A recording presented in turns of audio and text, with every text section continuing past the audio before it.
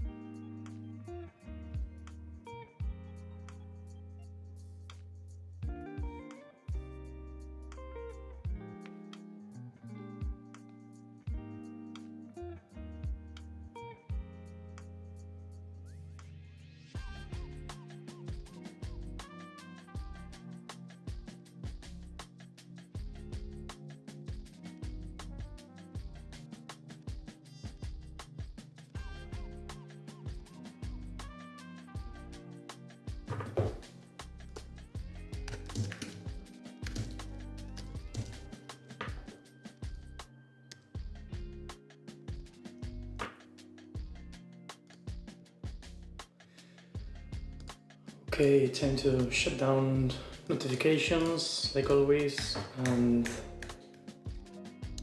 let's get into this.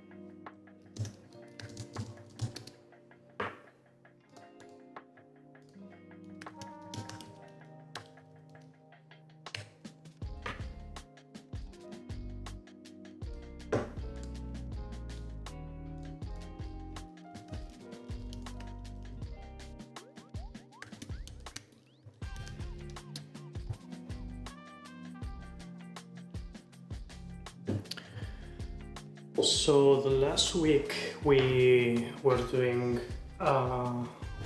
pretty heavy UI refactoring, let's say like a UI redesign for the project view, right? And yeah, let's see, I think here it is.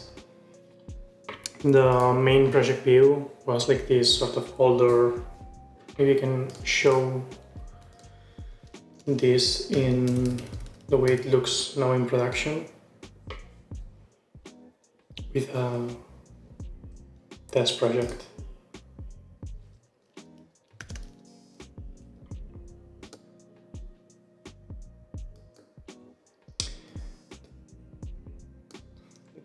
The design on the left is the current version, whereas the one on the right is a new one, right? So the details from the client are clearer and better organized, and then like all the budgets that are shared by the carpenter and the client, it's clearer here which ones are accepted, which ones are rejected or pending from to take action. Of course, there's not really such a big list like the one in here. This is just as data.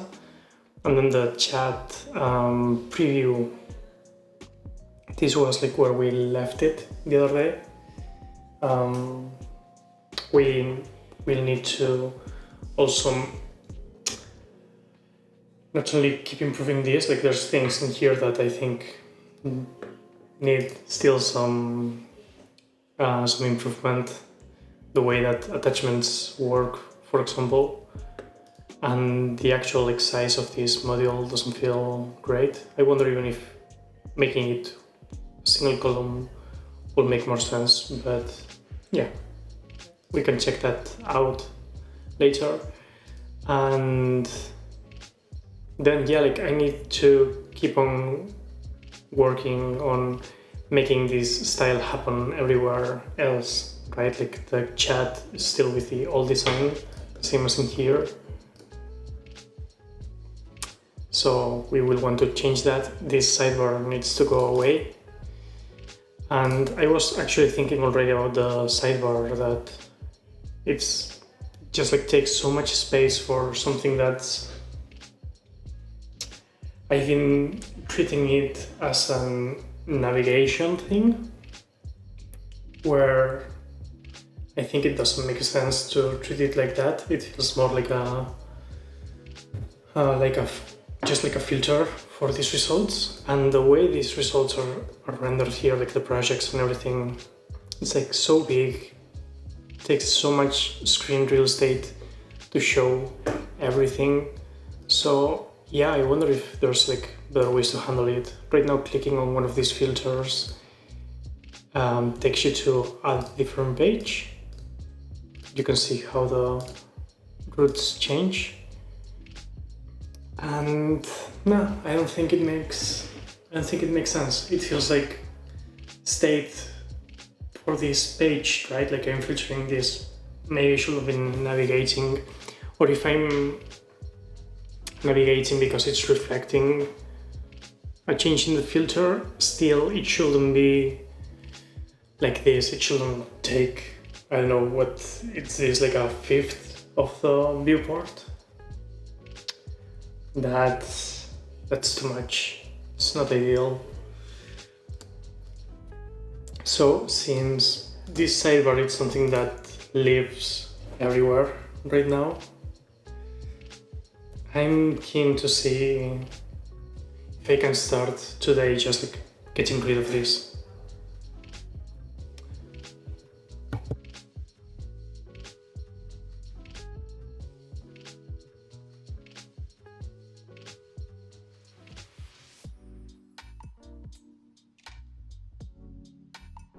So you're going to see me drink a ton of water and coffee because I'm sleepy, but then I had like a very salty meal, so I'm thirsty like more than ever. I think it's like my whole mouth is dry.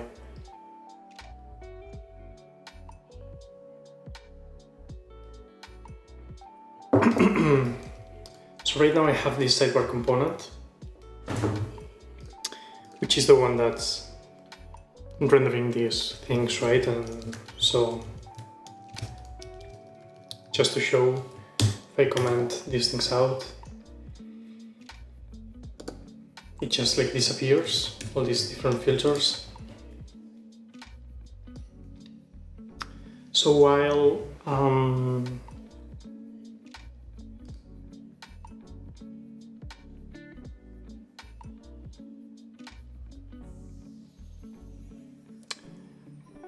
yeah, I mean, I think it makes sense to somehow take this same implementation and just like shift it around to make it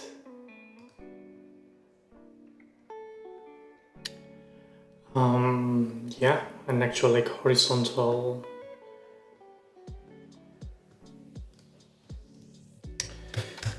filter, and so I'm just going to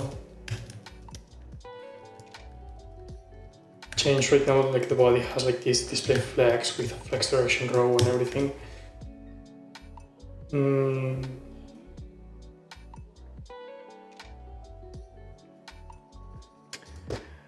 Now everything is kind of like on the same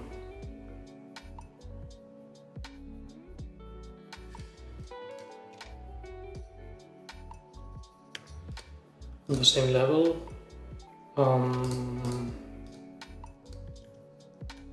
Yes, no,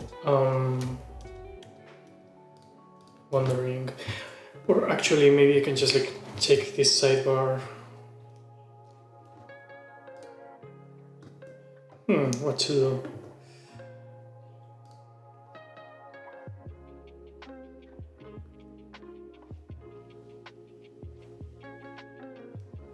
Or maybe it just like makes sense to go ahead and create a custom component, like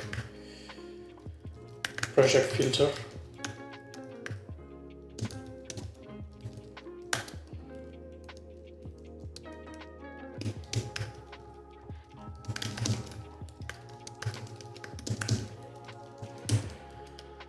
And in here, I don't know, like I can add like a stack that's in line with some like bit of spacing, and I just want to create like some sort of button group where I'm going to have all the different options, right? So ghost variant, something like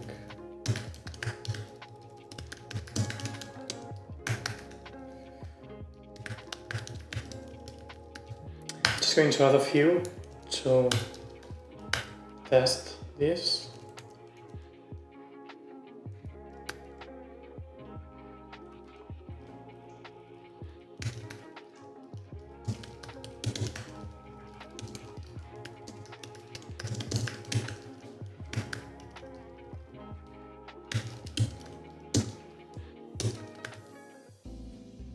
So there they are. That's cool.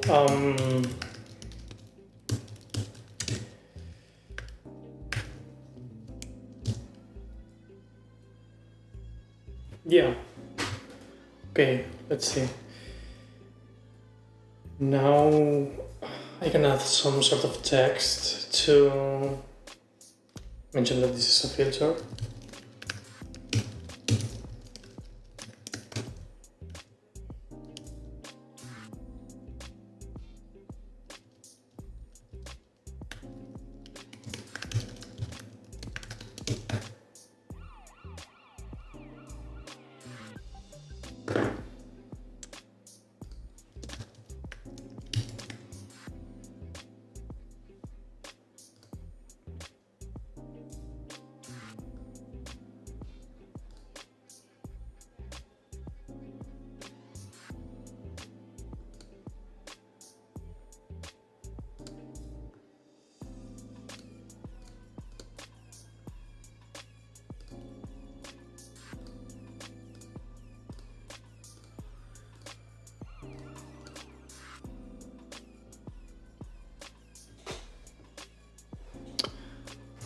So the project, I was creating like a box that was wrapping all this with some max width and everything, and I think that maybe doing the same here makes sense to keep things consistent.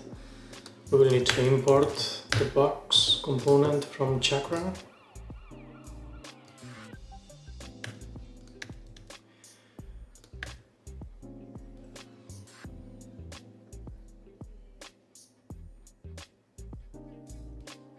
Okay, so this is good.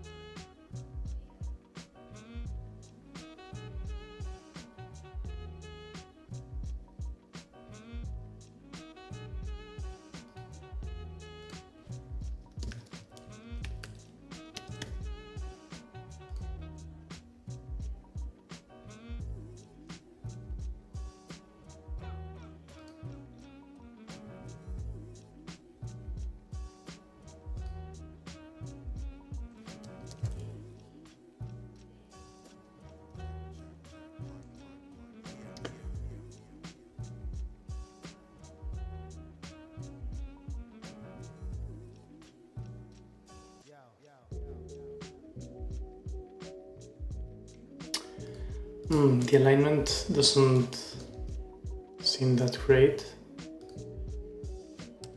I wonder if I force the height just to give it a try.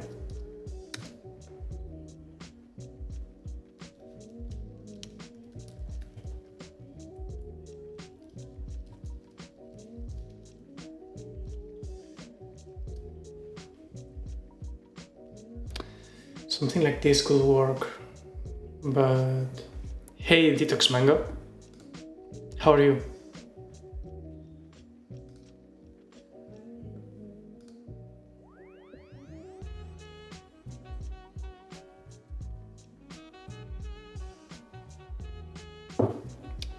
Doing well. Just getting started here with this UI redesign, so yeah, excited to see where we take it. Today, I'm going to be working on this for the next 3 hours or so, and we've made some good progress in the past few weeks, so I'm just like excited because I'm getting closer to have this shipped to production, so yeah, fingers crossed.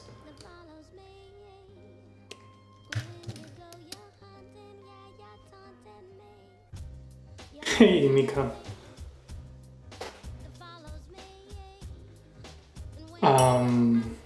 Sure, like what's going on? What's the issue?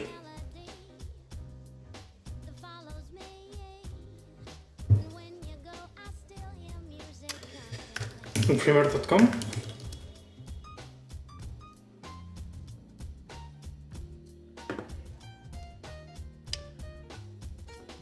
Which one?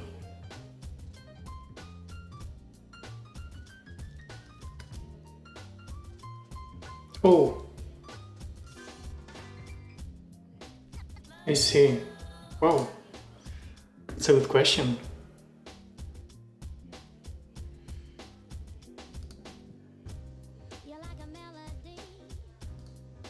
Can it be just like an SVG effect?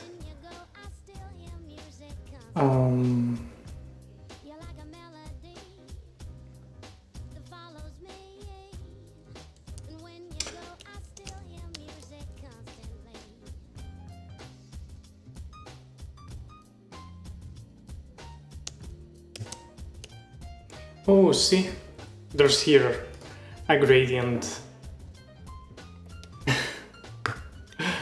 Yeah, I'm using React on this project that I'm sharing. So yeah, this one, this effect, it's just like using the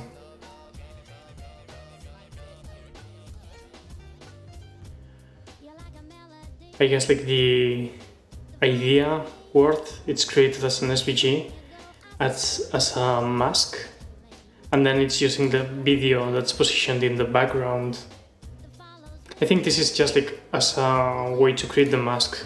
Actually, if we hide it, you see, there's no idea. So I think this span, it's just like maybe like for accessibility purposes. If you select an element in the DevTools and just hit H, it's the same as creating a display none on the element. So it's a very quick way to create it, to do the effect rather than going here and writing the display none. So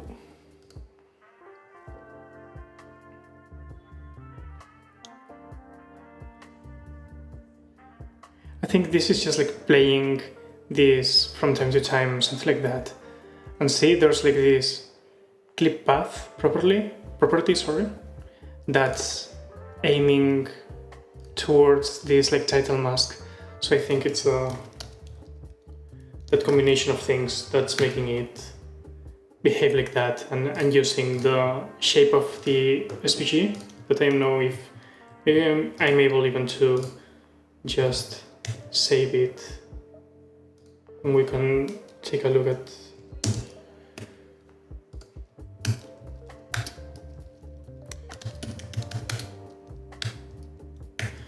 Okay, this is the SVG.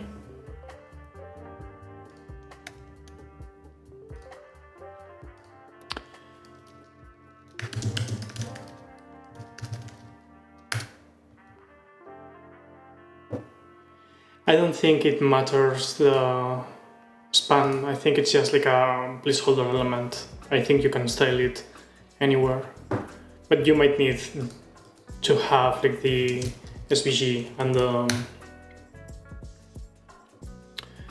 the video for it to work. Let's see if I can open this in Figma and we can see what the SVG is.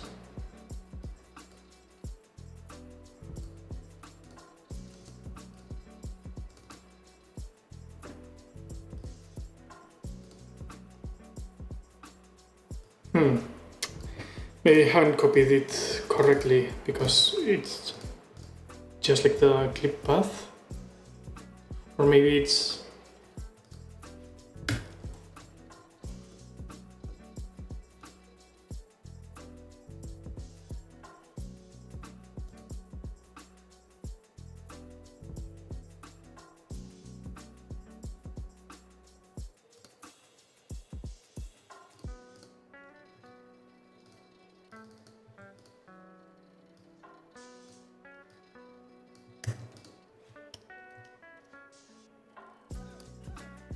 no idea.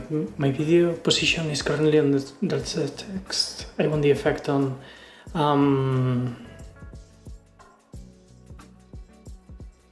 Not sure about that. I guess like that might be like some sort of positioning thing that maybe it's messing up with you. I think in this case this is positioned absolute and they are using the set index to make it work like that.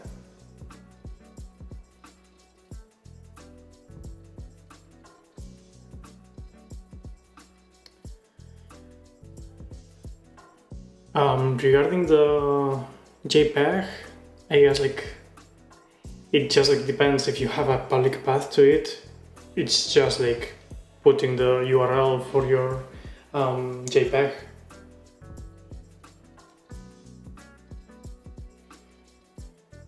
And yeah, so I think that's it. Like you're going to need to always use like the path to the file, like not an imported thing. I guess like you might be referring to the way that with Babel and everything you can import some SVGs, for example, like a React component, and you can use them directly. I think I was doing that for the logo here somewhere. There's like this logo SVG, and I don't know if I'm using it somewhere. Yeah, like in this old version of the chat I was just importing the logo, but for that you need like a Babel setting. In this case, for example, for inlining the SVG in React, I think there's Babel plugins for that as well. And for the positioning, so that it's not one thing below the other, you need to do the classic, like the wrapper component. It's a position relative thing, and then you're positioning these things absolutely to the wrapper component. Let's see.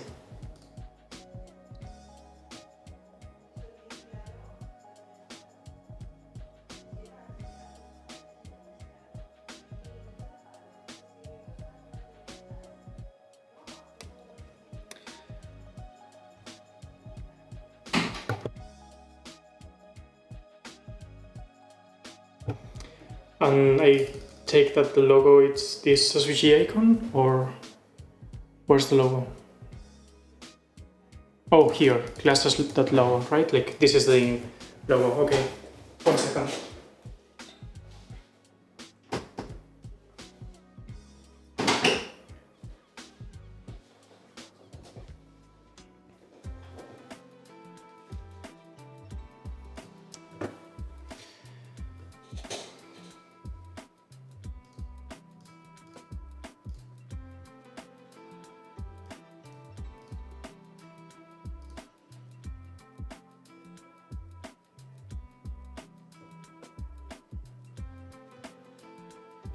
So see, they are using clip path here as a way to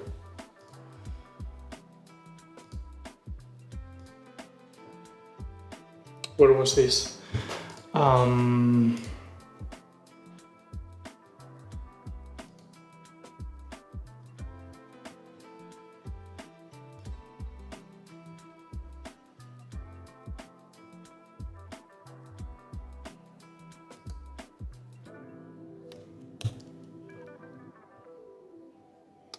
Okay, here for the span that's wrapping the video, they're defining the clip path and using this. And it looks like clip path, I haven't used it either, so we are discovering it together. But the way I see this, it's that, yeah, it seems to be defining this region so that it's cutting whatever it's outside the region. And so you can either define like these classic shapes, right, like with CSS, or reference a path, right? In this case, they are just like defining the URL for the SVG that's defining that element for which to use the clip path. So I guess the SVG has the shape of the word idea. And so it's telling the wrapper span component, like if I say like clip path,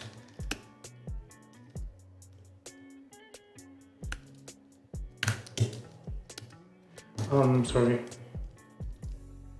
yeah, like a circle.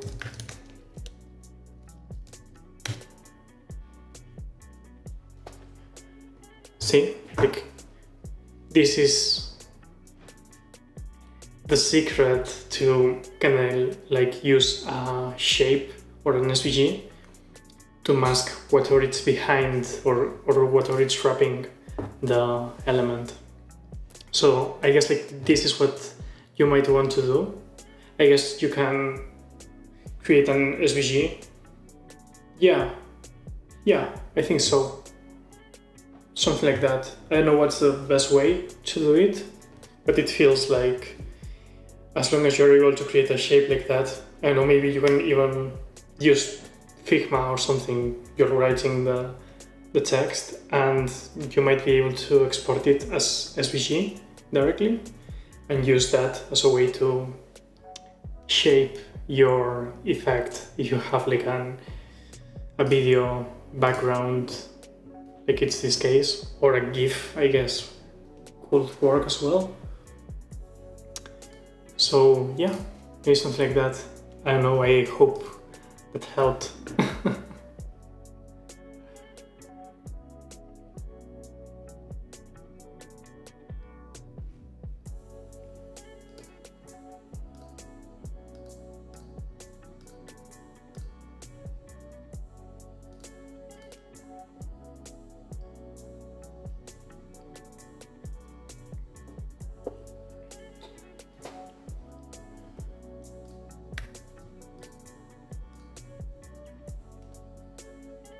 And feel free to hit me up with any front-end questions. Hopefully I can help with any of those, so yeah, always happy to chat about those. Or if you have any questions about what I'm doing, I'm also happy to answer about those.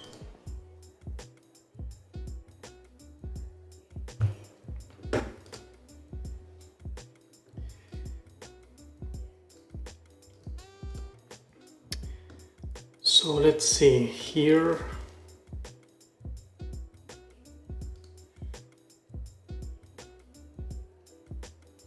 Oh, sorry.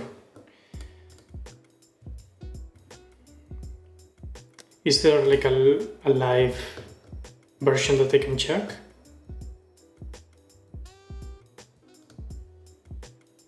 Oh, you have a versatile deployment? No.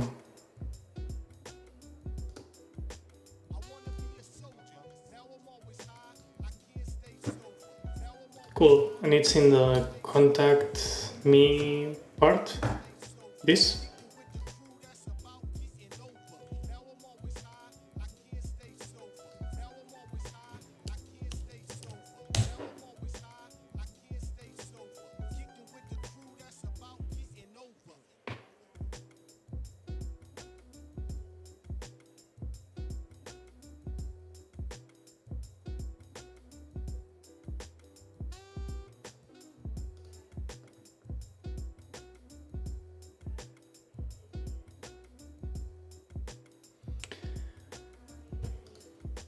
So yeah,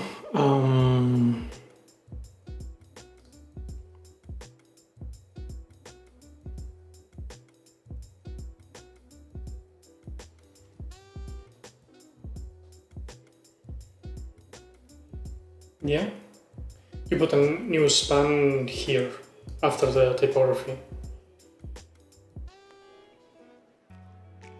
Yeah.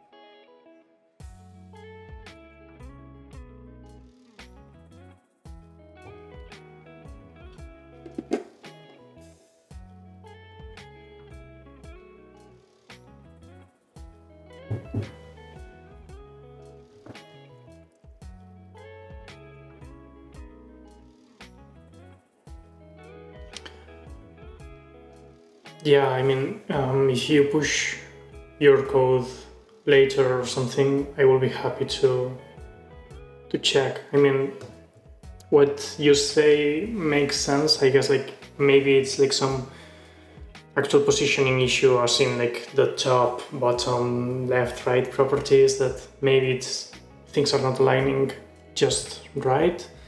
Maybe it's other things on the current context of this.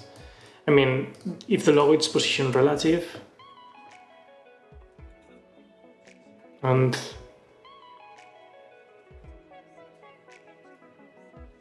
yeah, and so on, I think it should be within the logo. If you're positioning it absolutely, it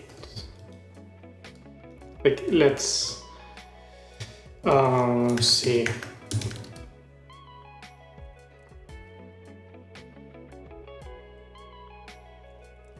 What do you mean the JPEG poster?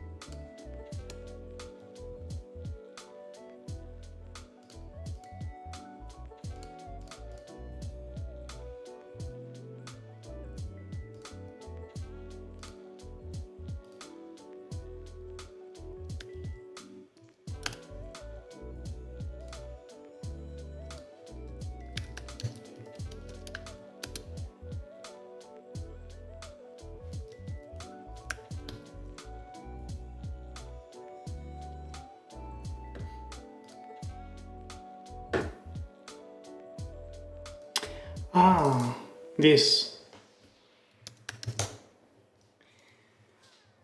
I guess it's the how to say, like the what will be like the thumbnail of video, like the image that shows before you play the video.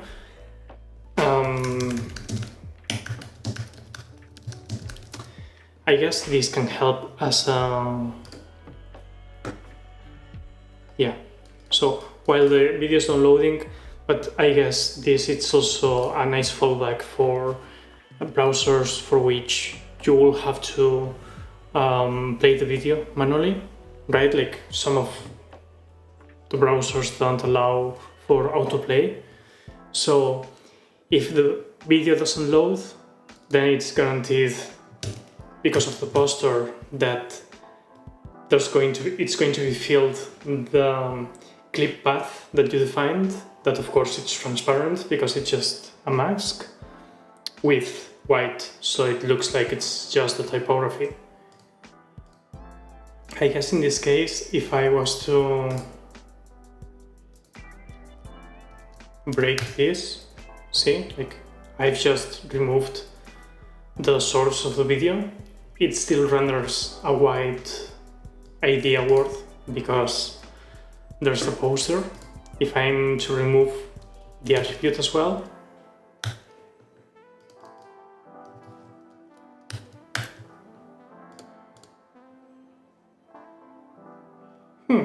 interesting, it's still working. I don't know if it's because of the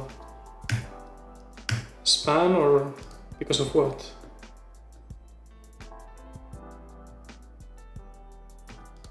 Maybe something else, it's below that, or the actual SVG has the shape too. I guess it's just like a fallback in that case.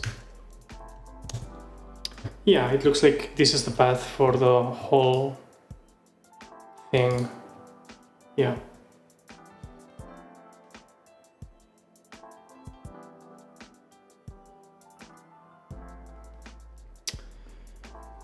I mean, not necessarily. If you have the...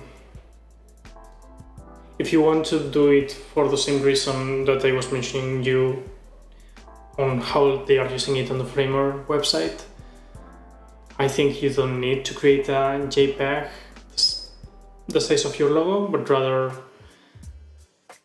to create a block of color that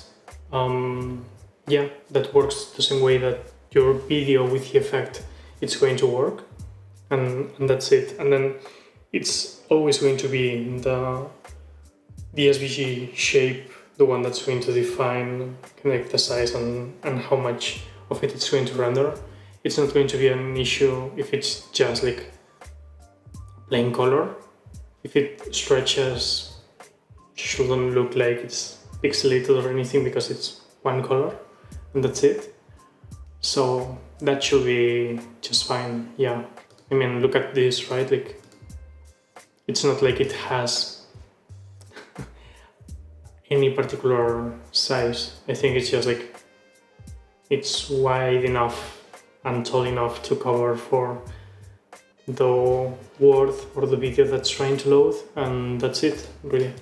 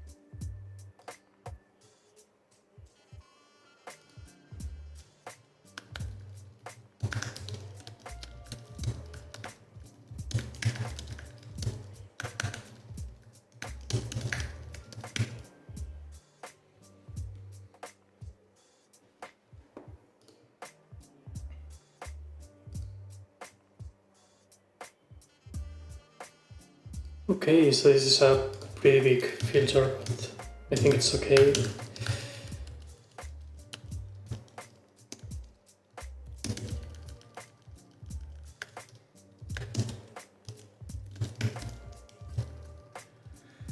And with this,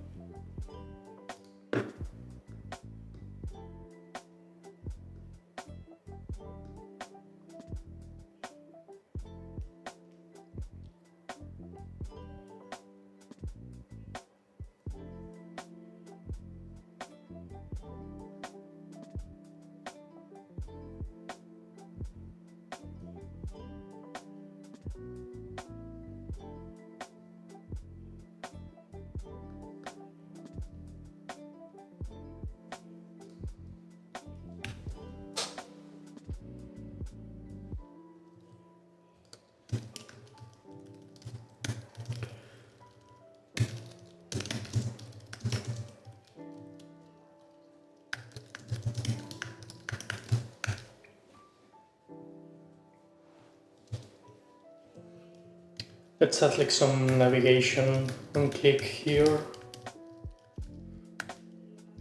and then we'll be able to refactor things. I'm going to add it to a couple buttons. So this one is going to be on router push projects.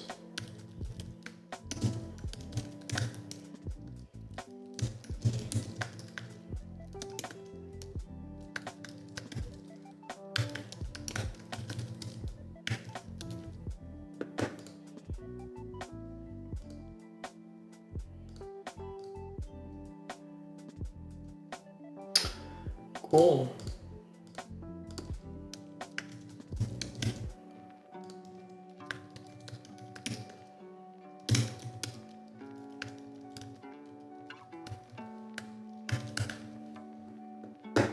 Yeah, and there's so much potential for refactoring all this. I'm looking forward to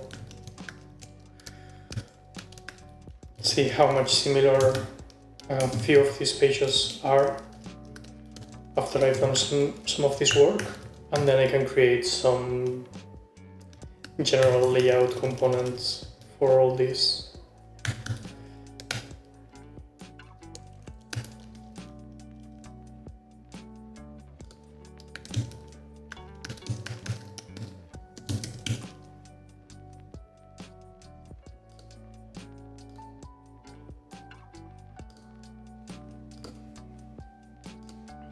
Okay, so this works well enough for now.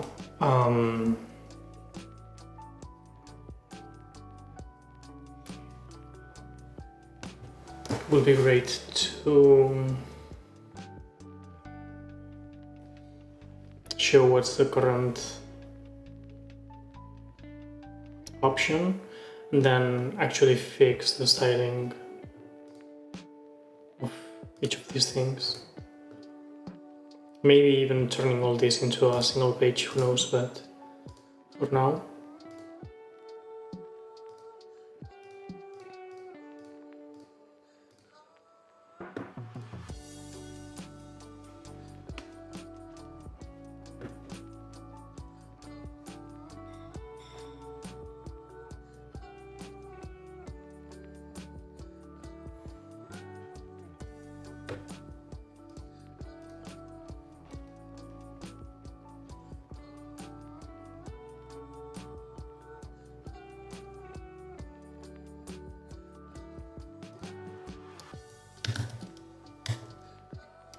So I'm going to grab the same queries I was running for the sidebar, because this is going to be very useful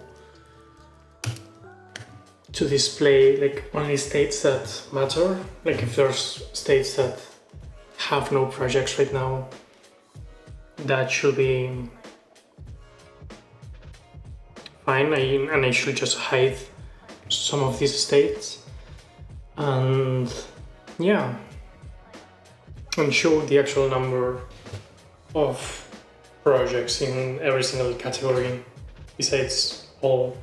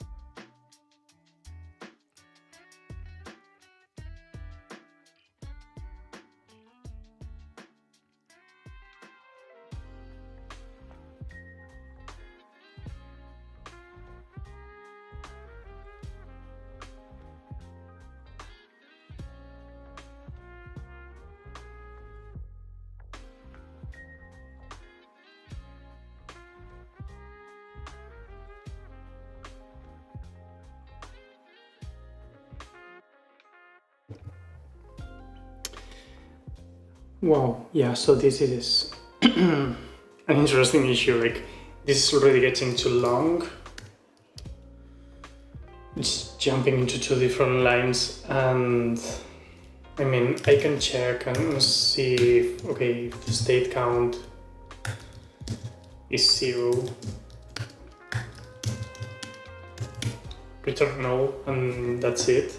So we can filter out things that don't matter.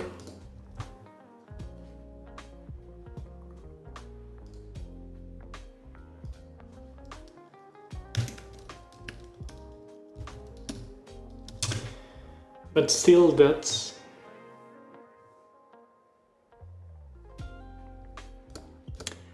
I don't know, not that ideal, I guess.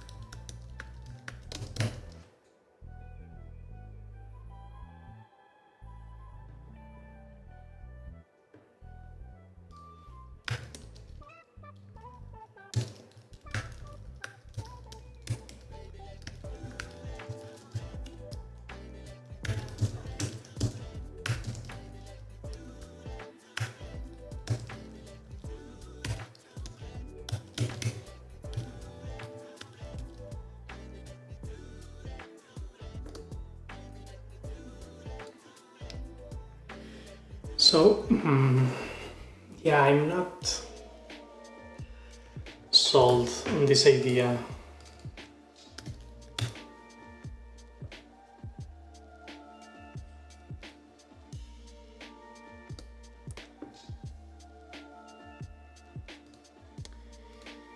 I don't know, it feels like it's going to take so much space.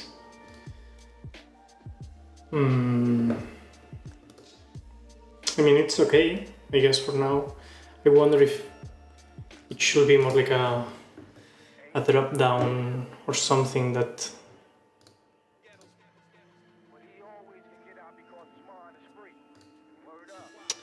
I don't know, something that acts like, yeah, that sort of filter selection.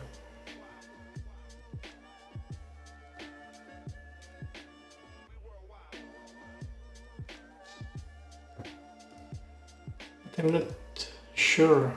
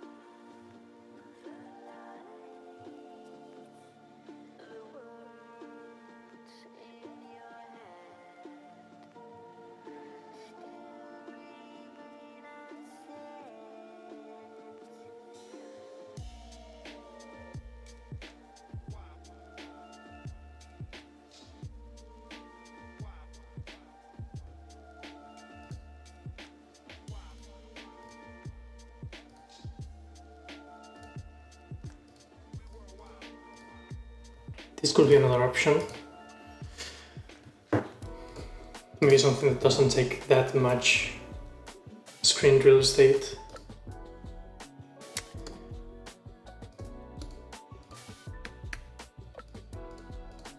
So, I mean, we have project filters like this.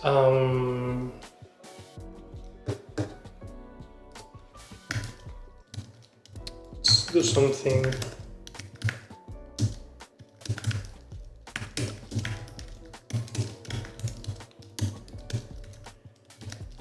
Knowing that I'm going to reduce the size of all these things because this is huge, it's too big.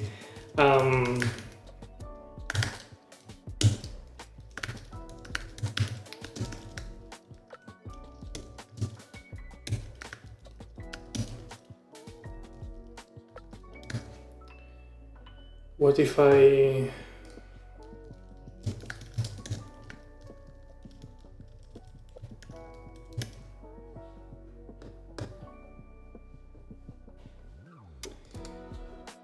change this to be like the projects, and then like in here a menu like see only projects by this state, and add like a filter icon, something like that. I guess like on React icons I should be able to find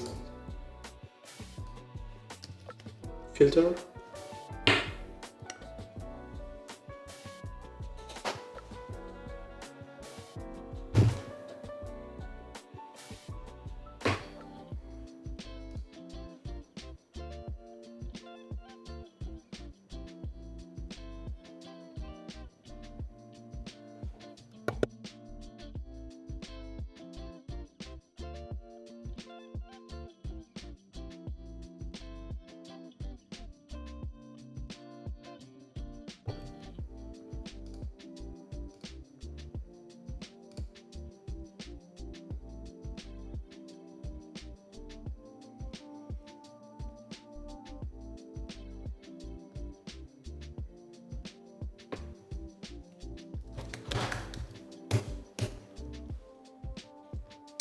So, okay, let's see. I'm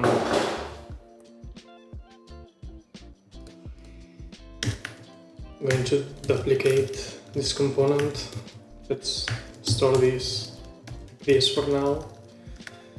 And let's change this to be, what's this, like a, yeah, menu, menu button.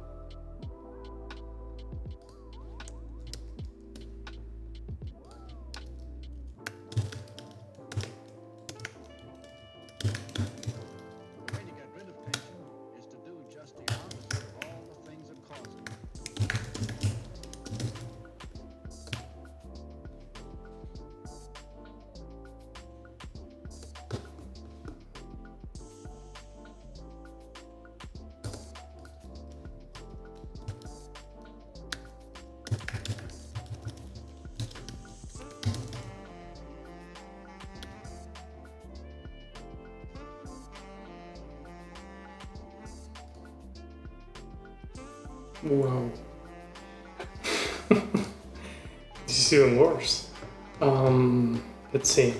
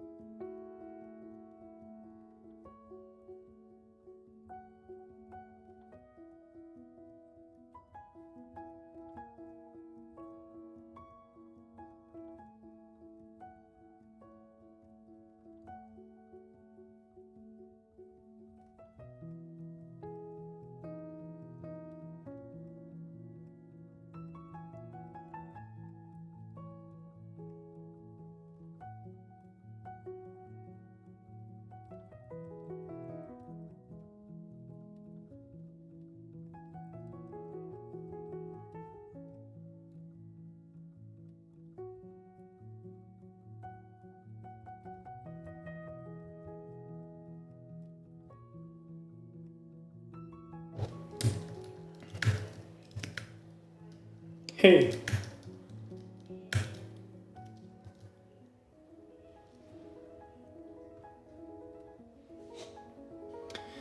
Thanks for the follow, Vitex Manga.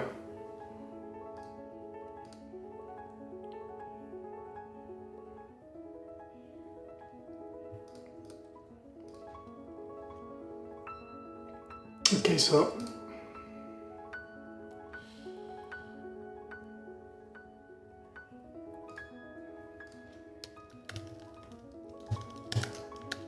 let's see.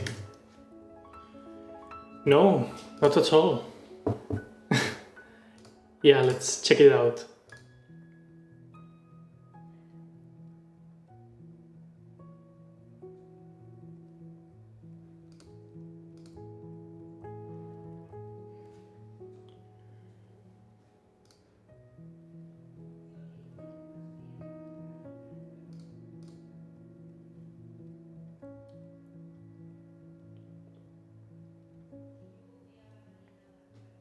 Mm-hmm.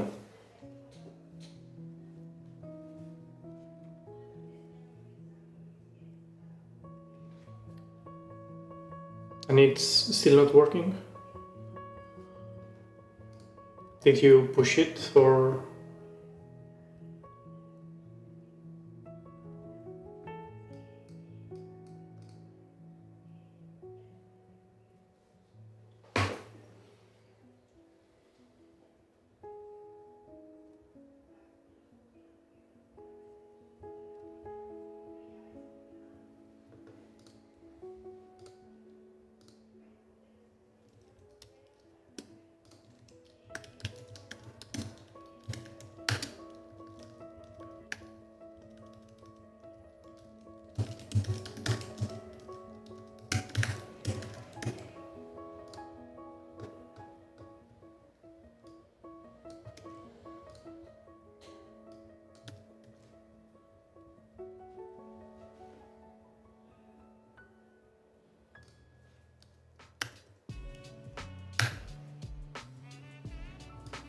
Okay.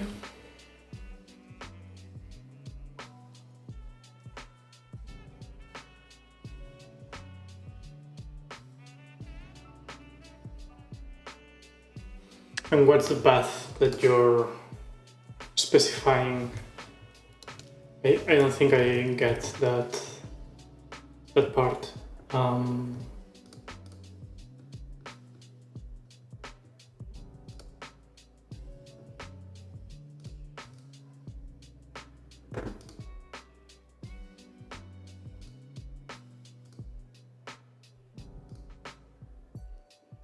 Okay, and that asset exists, right?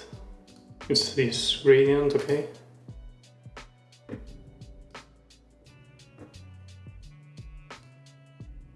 Okay, yeah, it's a same video.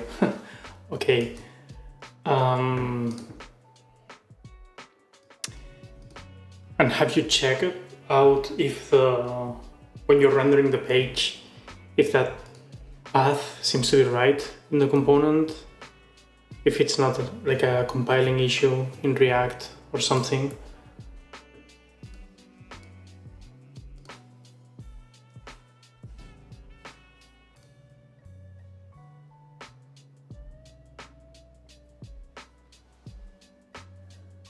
Oh, just inspecting the element, right? Like I will go to, I think I have your URL around here, yeah.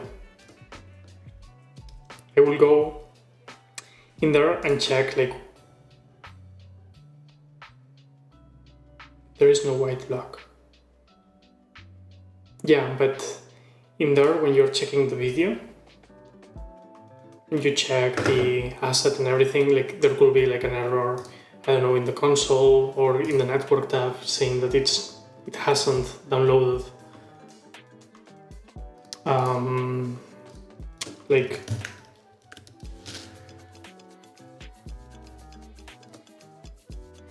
let's say that I'm in here and there's an issue with the video path.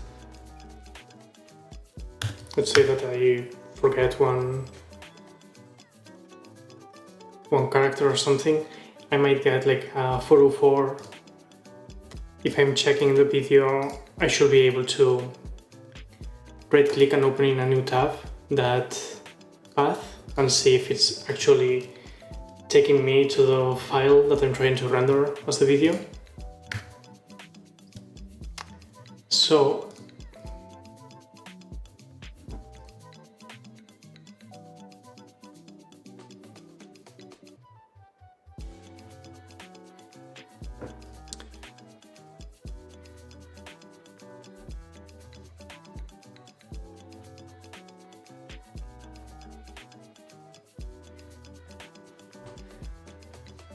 I don't know, it feels like that might be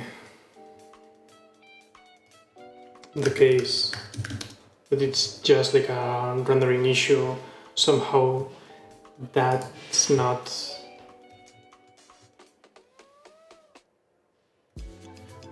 yeah, just like not quite there.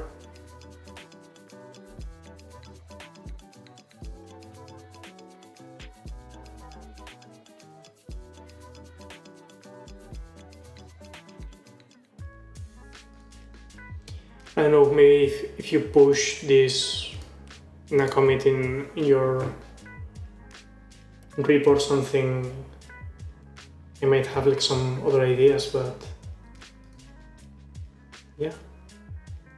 It's one of these things that it feels like it's like a very silly thing that whenever you finally figure out why it wasn't working, it was like, oh god, so silly. But until then, it's quite exhausting to keep refreshing the page and try to make it work.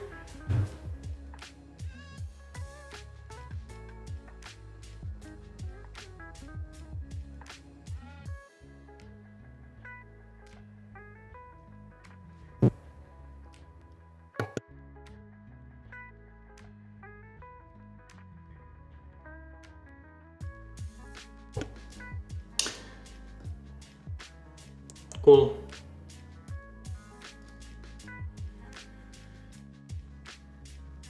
Will it generate also a development URL that we can check out?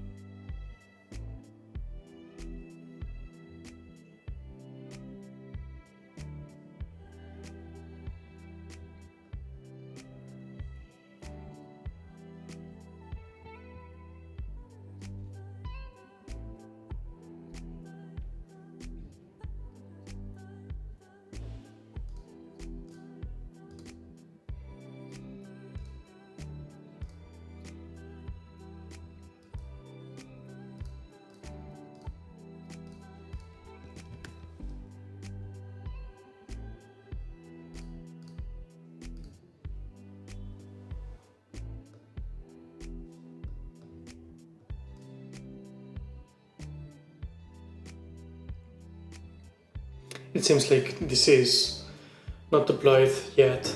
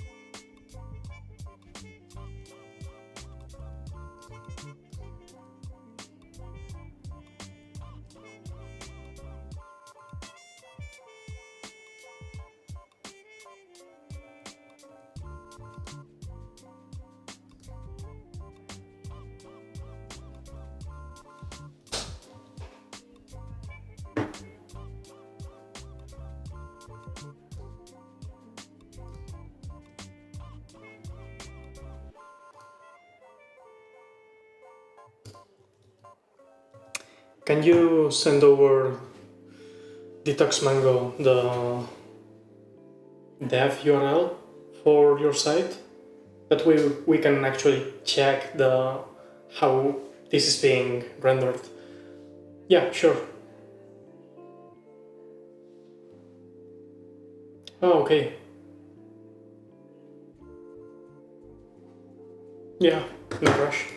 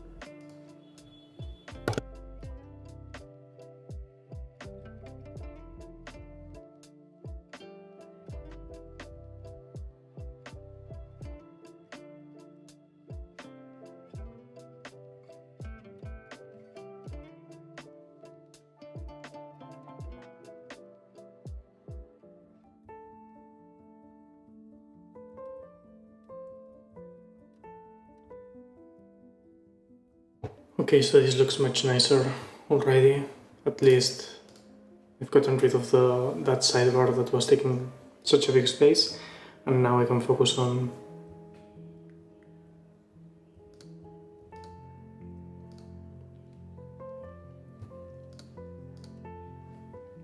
other things like the actual project list, right?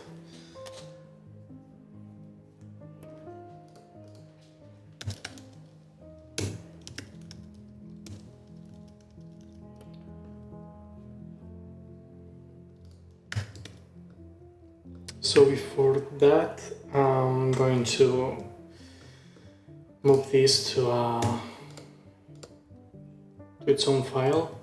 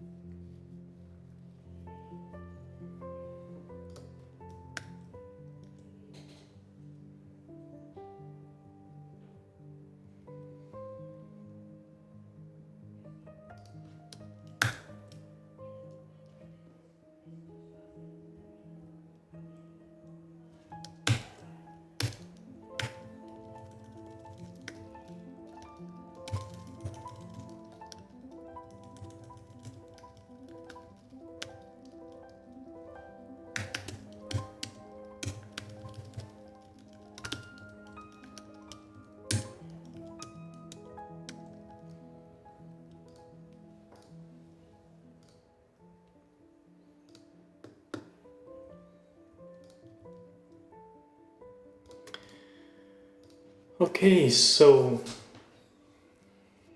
now let's commit this.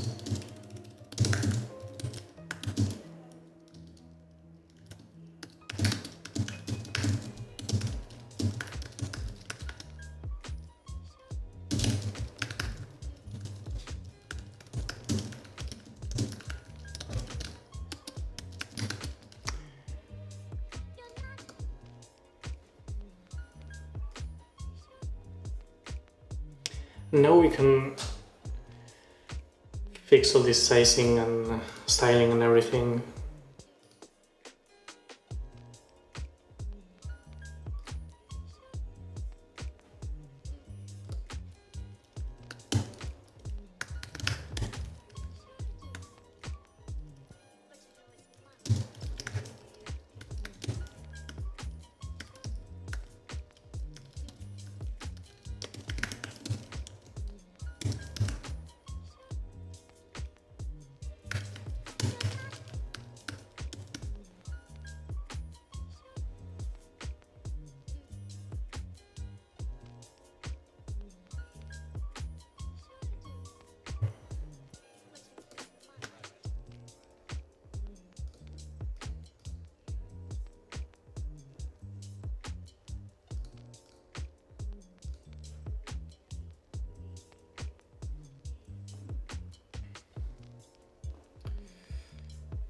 Okay, so let's stack this up. Let's add some big spacing for now.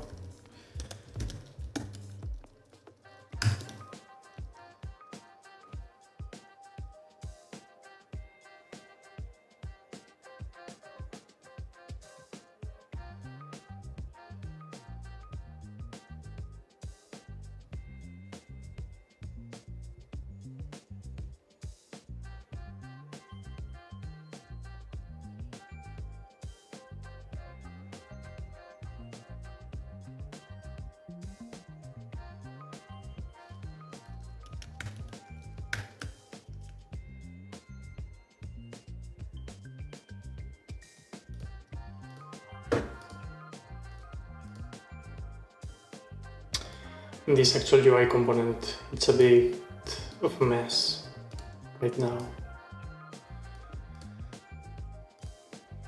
So the actual card, there are so many things that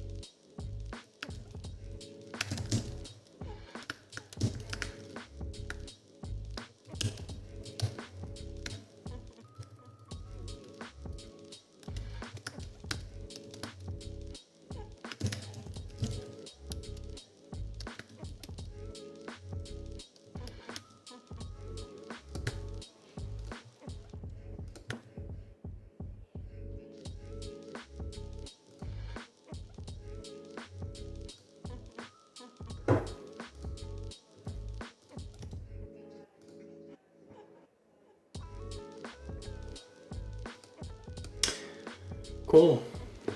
Let's see.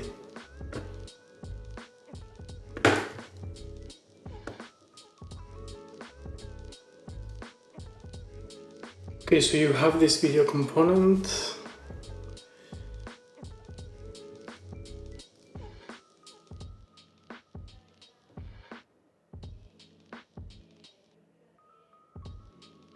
And so far, see, like, I just like tried to open the source of the video and it doesn't seem like it exists. Oh, now it loaded, sorry. Yeah, just took a while. Okay, so that's something.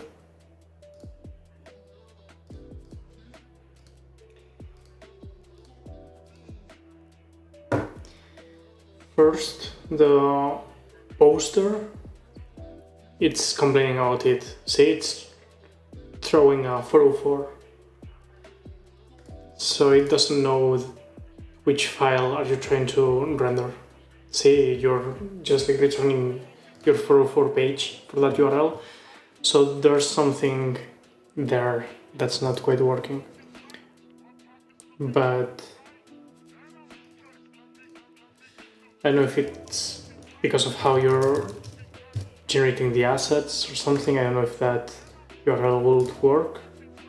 No, it's not working either. So I guess there's some prefixing, some ideas or something. But let's see, then if that's not the issue,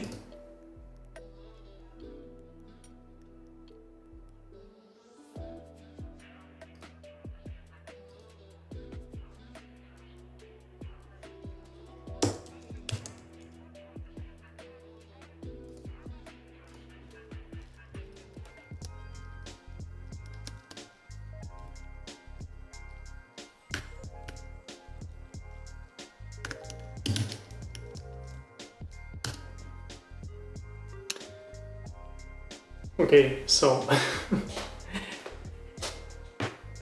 for making the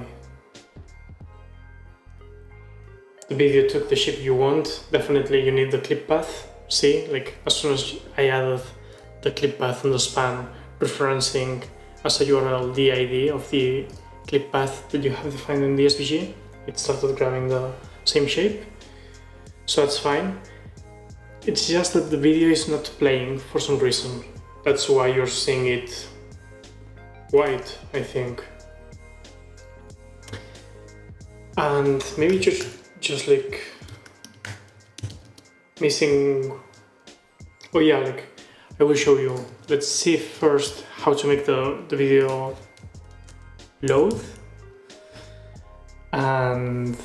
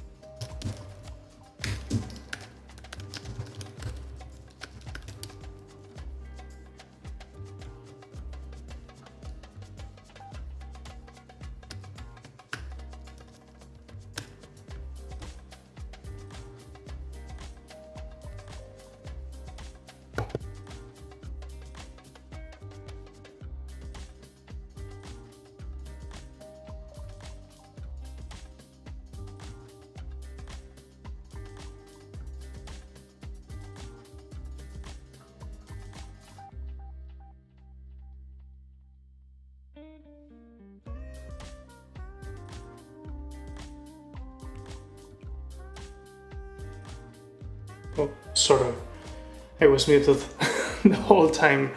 And I was just speaking to myself. So let's see, Matt. One, I think the reason why the video is not playing directly, that it's just like there with the first frame, I think. See, like the first frame, it's already the white frame.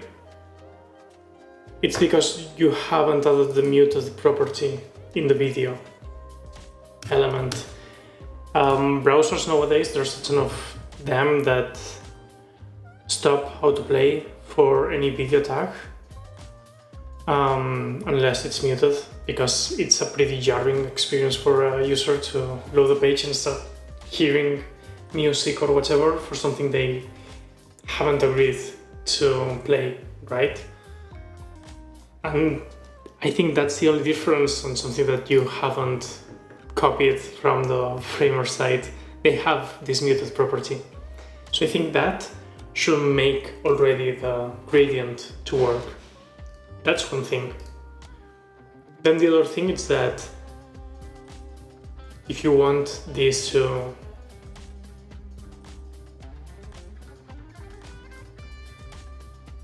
first of all take the full shape of the,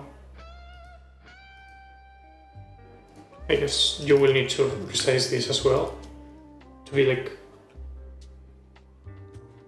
do you have a muted property? I don't see it here. Let me see. Oh, maybe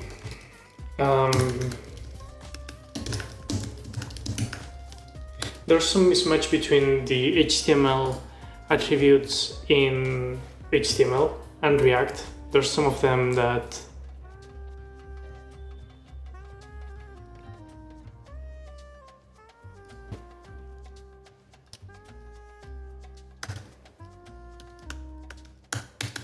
okay. Let me see again. So, see, I'm just like loading your page and there's no muted. So, it's weird. Yeah, I see it here.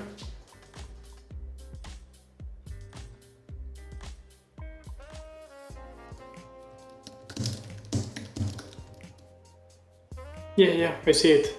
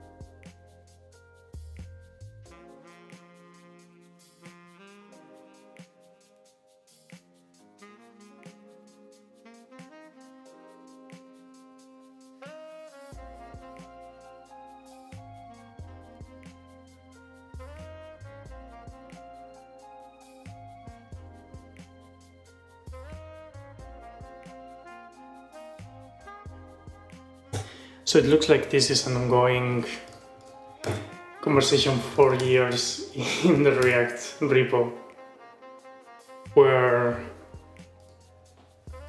the muted attribute is just like not.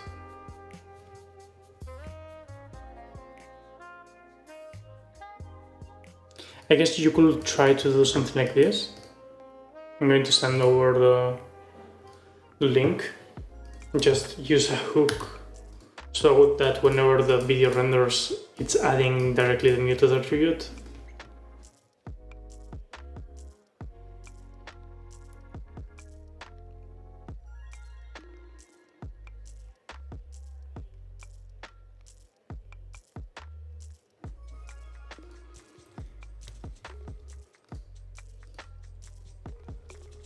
Other than that, I think you need to make the video take like the full height. Make sure that things are well proportioned, of course, with the SVG. That's not also maybe the full height, but those are more like details. And if you define the clip path with the right URL, which is the ID of the item in the page. I'm just adding height 100%, but I'm not sure that's going to work just by itself. Maybe you need to actually set up something. Let's see though, but if I put here title mask, right? Here you have like it's grabbing the clip path with this ID. Yeah, you have the 100% height on the span, but not on the video. Like, you will want the video to, I guess, like take the full size of the element, because if not, it might be rendering only, if I don't define this 100% height, see, I'm only filling half of the clip. So this is it, really. If you define then an SVG with the same shape that you have here with the circle and the MP, you're able to fill it like this with the video. Once the video is auto-playing as well, so you will want to check out that solution that I was sharing for the video. Yeah. Because what you want, it's for this whole span to be masked by what you're defining in the SVG, right?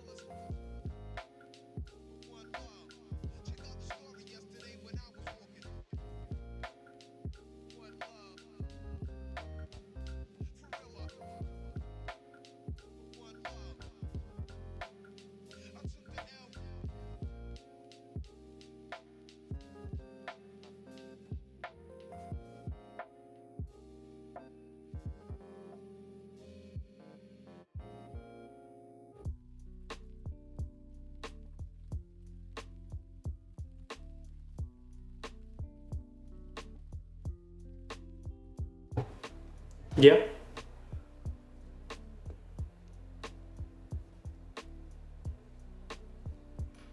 Mm-hmm.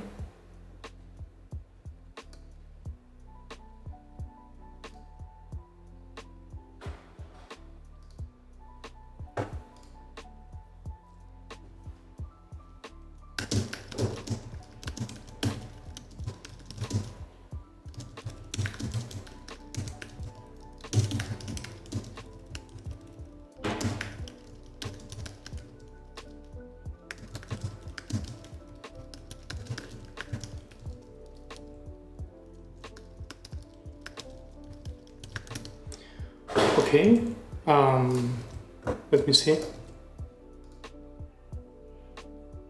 Oh, you mean in your local? Okay, yeah, I did that on the span. See, like right now the way it loads is the same way it must be loading for you, I guess. So in here I want this span, the one that's wrapping the video. I just want to use the video as a background or as a filler. So think of it as that way, right? And so the span is just like, hey, I'm going to render this. This is going to be a block of gradient. This is going to be an animation because it's a video. So instead of leaving like that,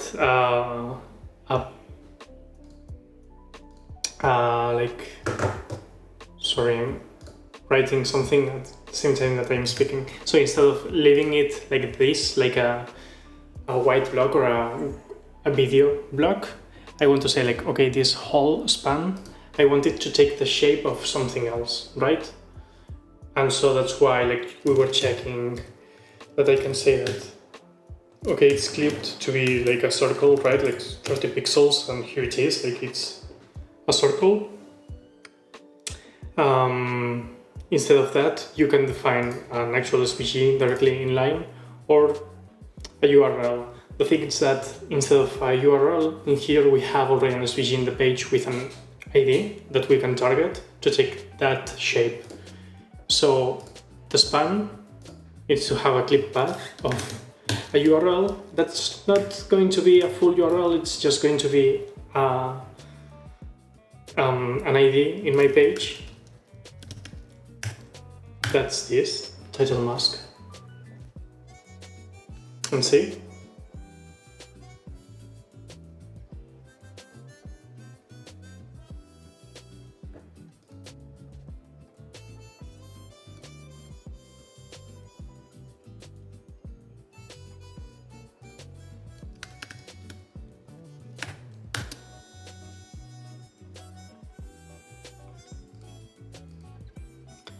And then, yeah, you will have to play around with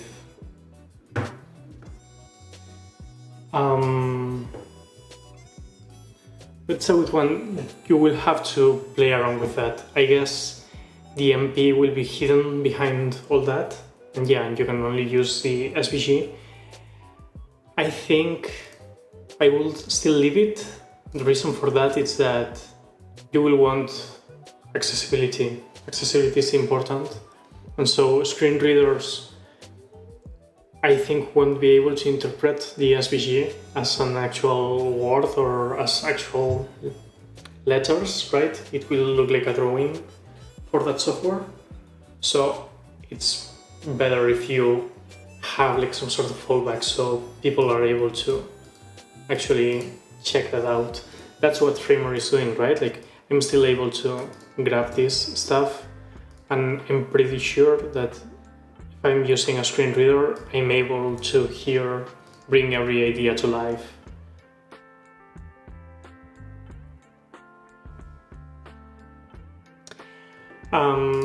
I wouldn't, to be honest. I think just give it a try inline. Give it a try inline, and I guess like first make sure that it works, and then figure out if you need to make it work in a different way to make it, I don't know, like faster or something like that. But yeah.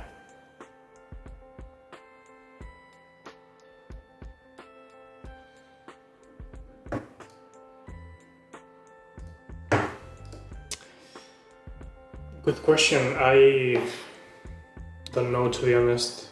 What font size are you using here? This, which is computed to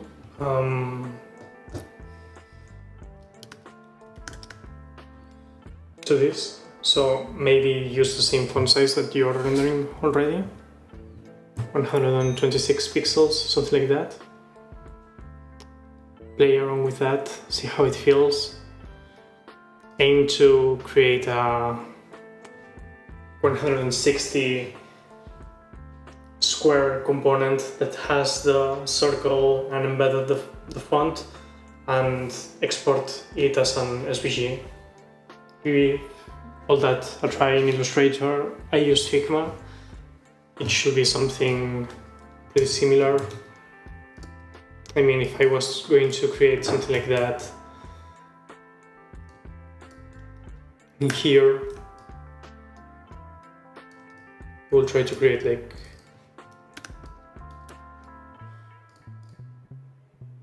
shape like this, right?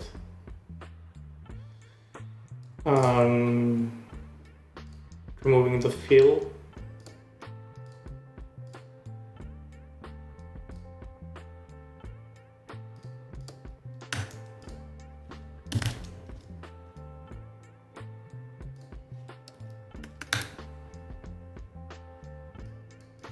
And of course, it's going to vary depending on your actual like typography and stuff.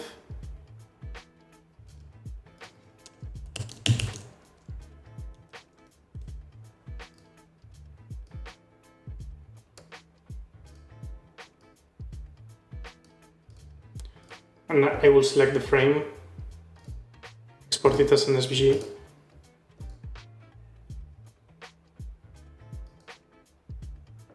I don't know if I can actually copy this.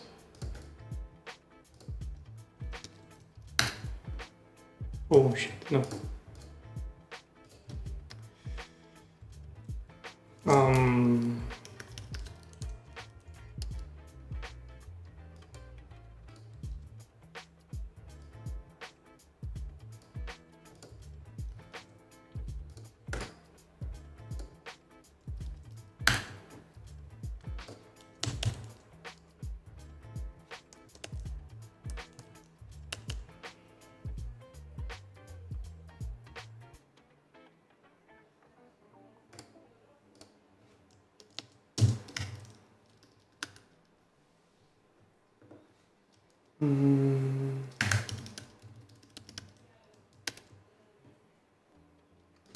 Yeah, I don't know if that...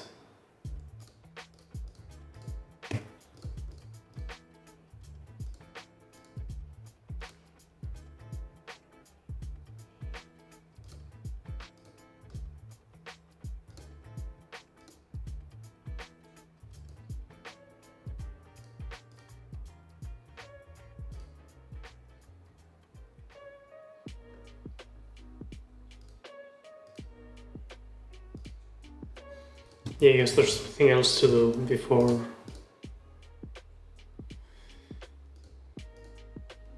this works, but I guess like that's kind of like those should be the steps more or less to follow.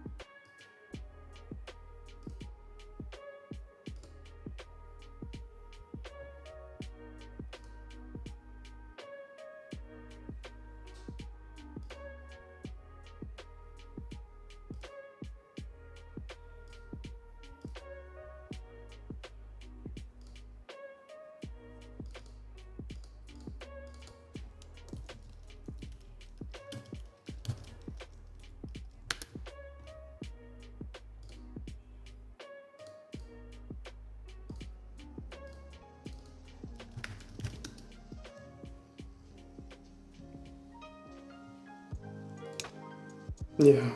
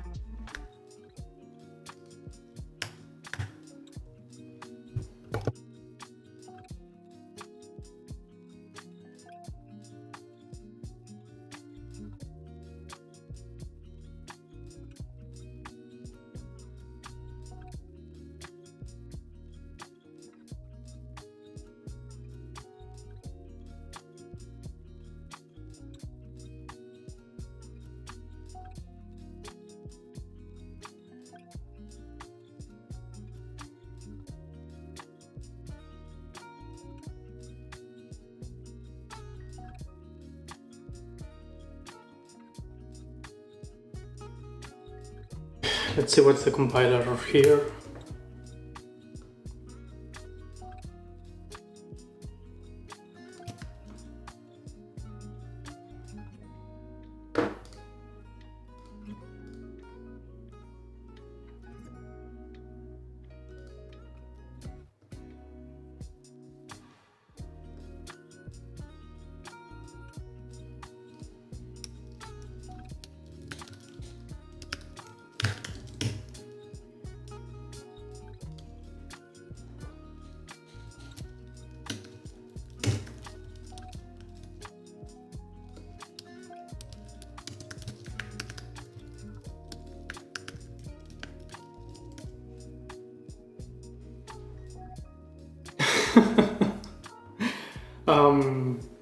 Why not? What's missing?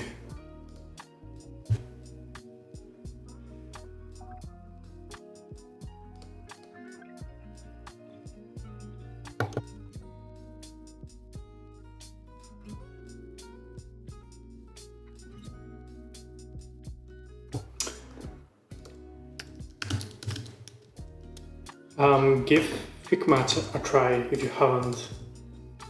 I think it might be better for you to use it for generating like web-friendly assets, and it's free to use. So I think there's no harm to give it a try. You can use it, the web-based editor works perfectly. So, hey Andy, nice to see you here 1 week more. Yeah, I'm in love with Figma too. I think it's great. I used to use Sketch a ton, and nowadays I'm just in love with Figma. Yeah.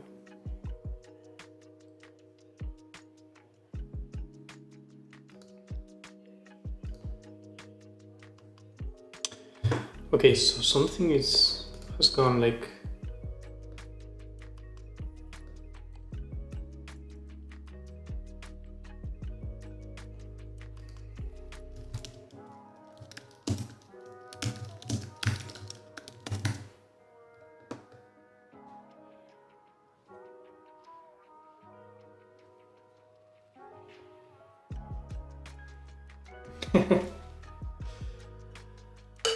yeah, I think I did it at around the same time.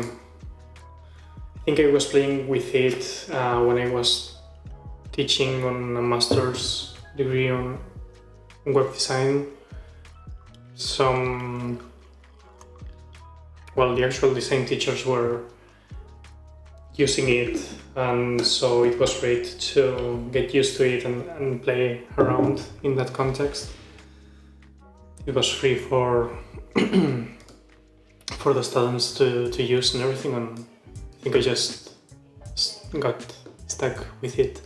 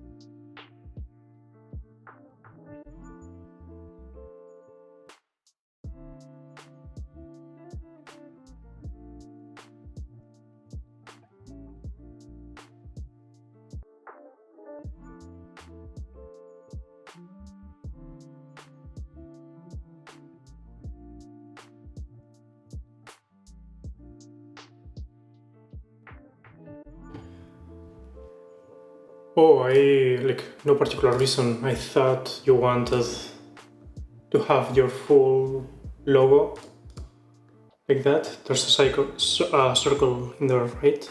I thought you wanted the full thing to have the effect, but if you just want the MP, I think that's just fine.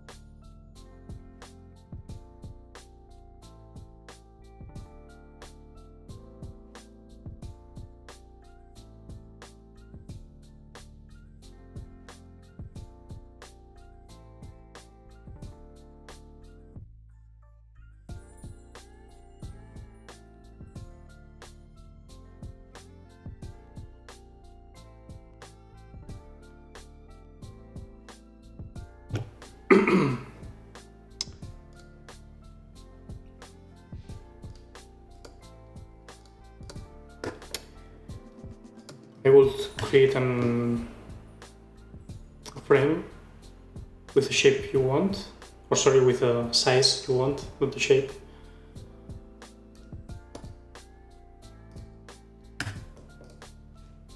We'll write this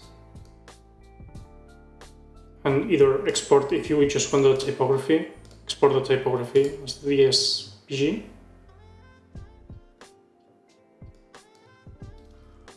or if you want the full thing, we'll remove the fill so that it has like a transparent background.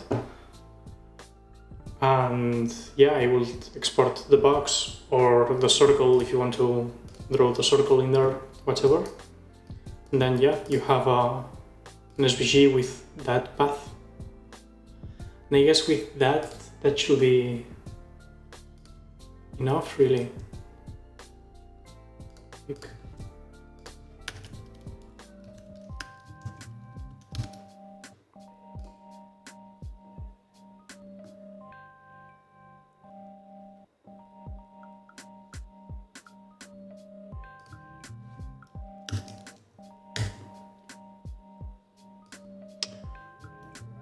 Because the default value for this is to have a fill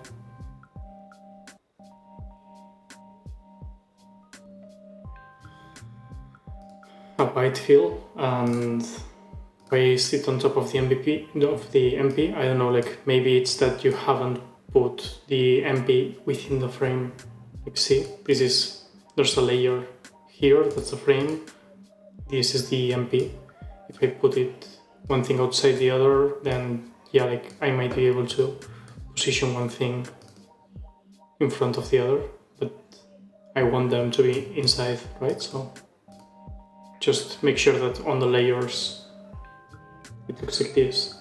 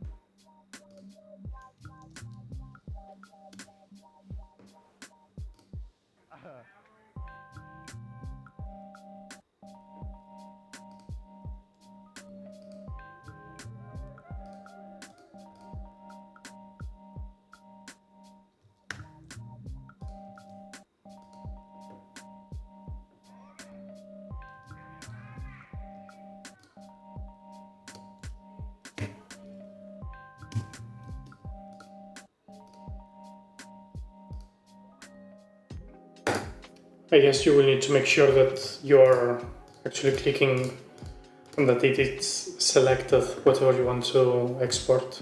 Yeah,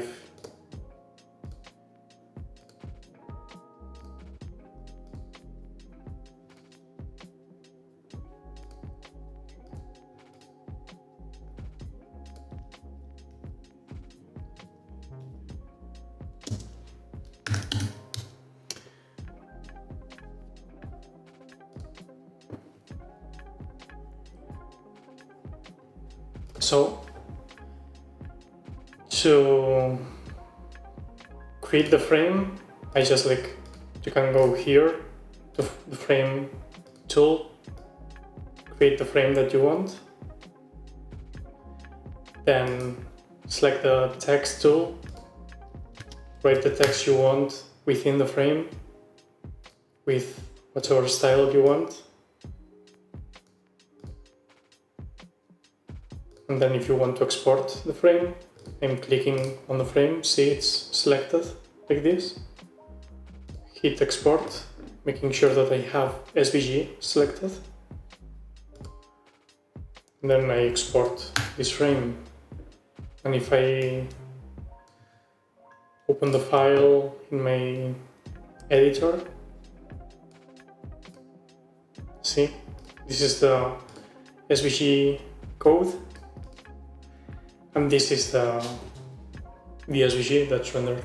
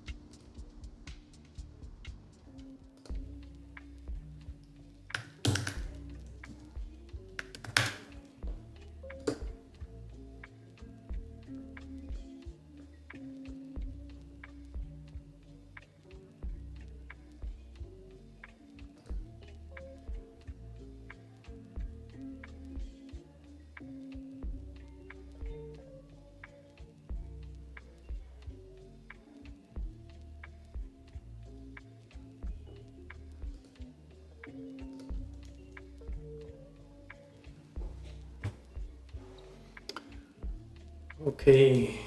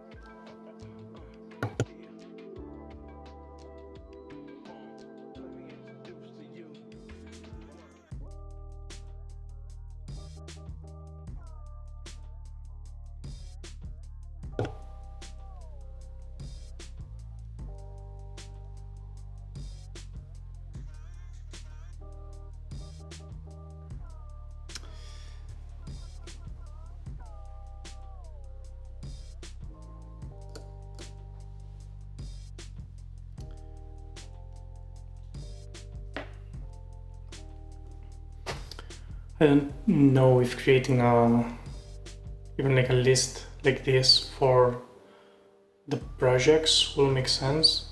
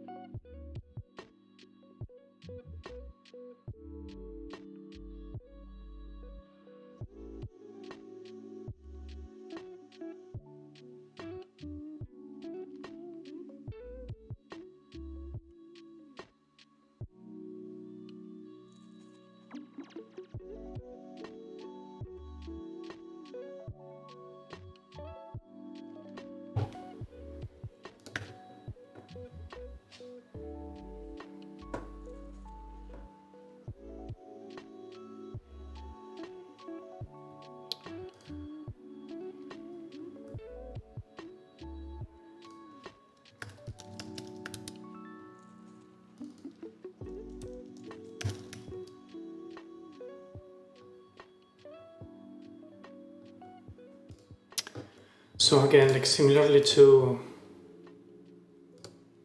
what I was trying to do here with the project itself, I'm trying to think on what's the best way to represent that in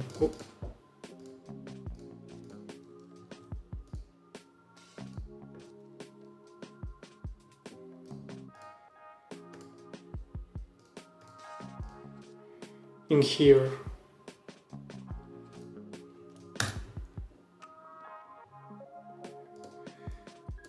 What's like the information that's most needed if I'm grouping projects by state already.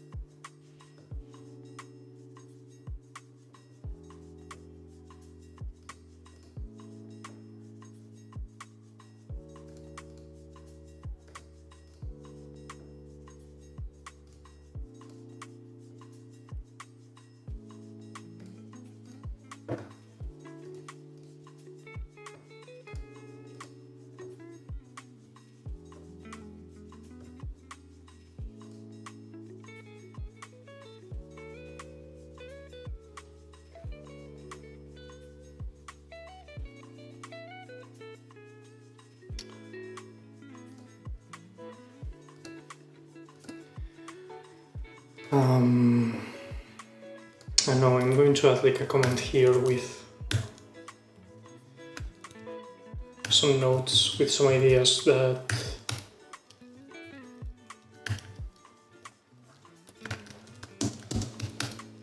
I think it will be great to have description, the budget, if there's any, like one thing it's like the budget range from the client, and the other thing it's like if there's this one accepted, also that one, or no, or replace.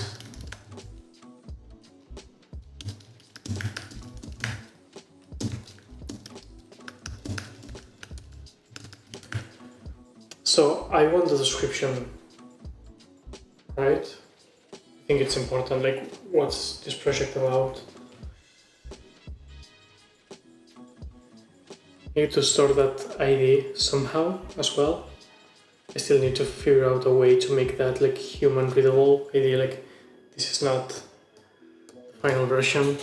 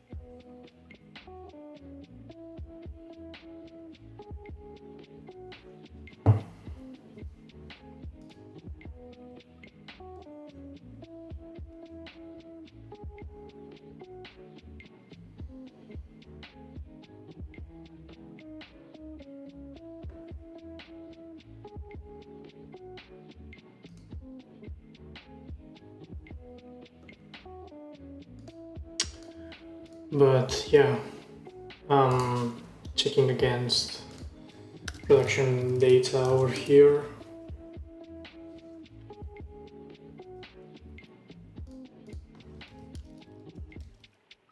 This is kind of like something that everyone wants. Then like for the carpenter,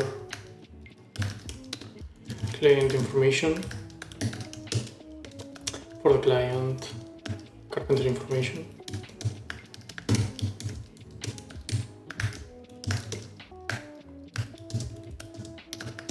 For admins, both.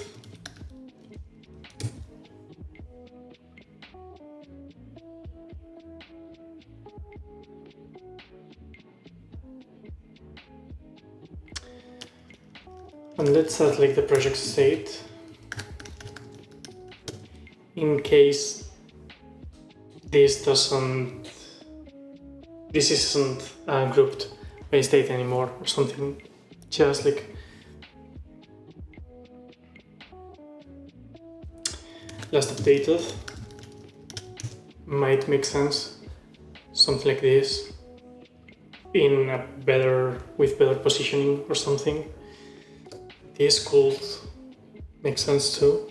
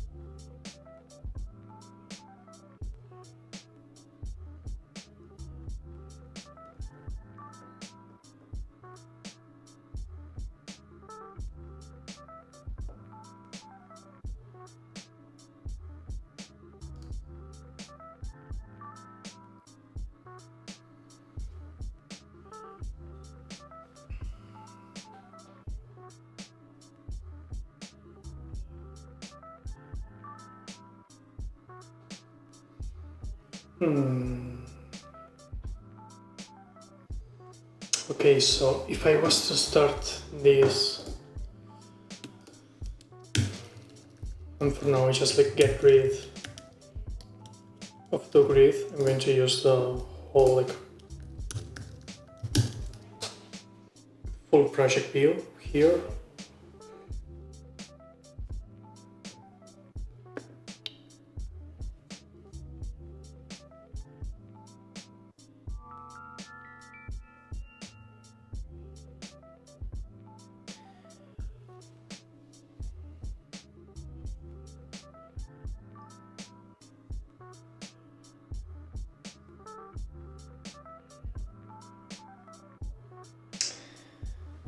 Yeah, I don't know, I think like maybe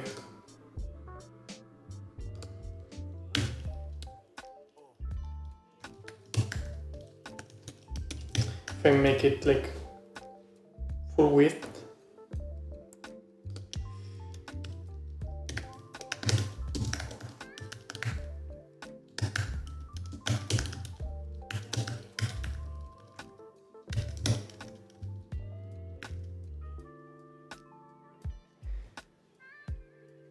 yeah, like something like this, of course, with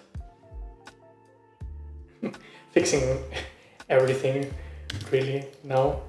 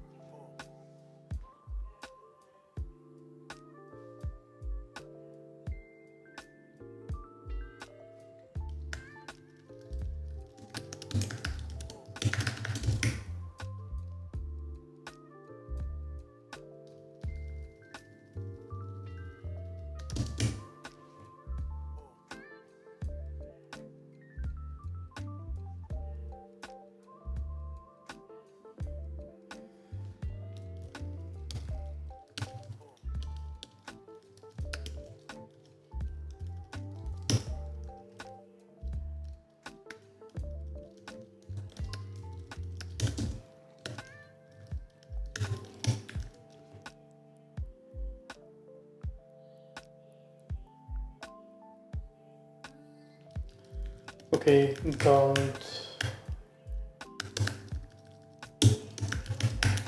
mind any of this right now. And let's see if you can change this to be like a heading that contains both the ID and the text.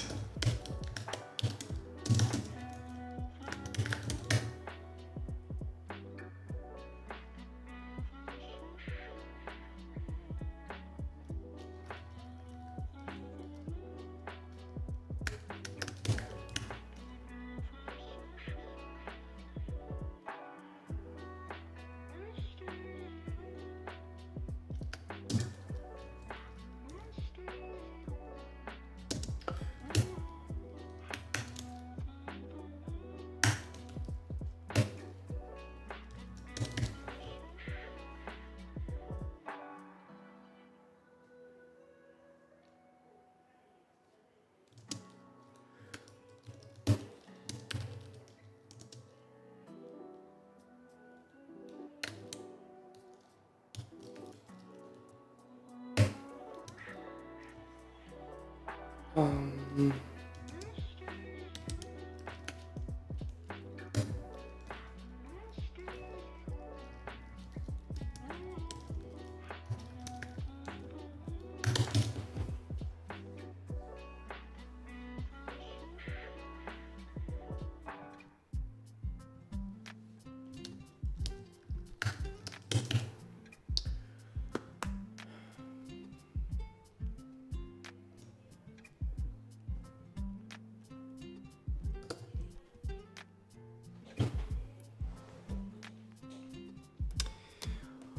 okay.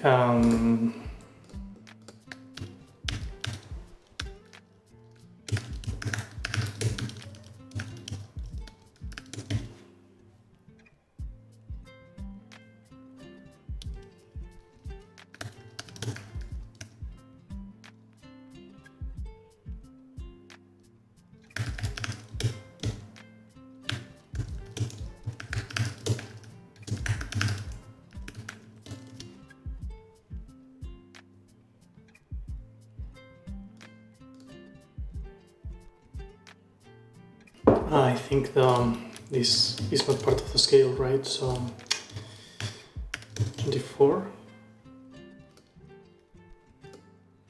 Yeah, okay. So if I change this to height for now, and I wrap all the projects in a single state in a stack with a little bit of spacing, just a tiny bit.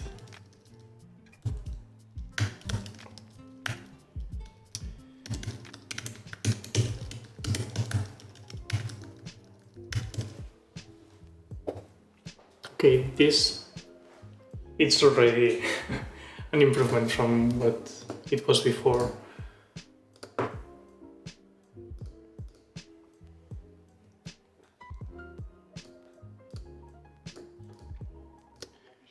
Now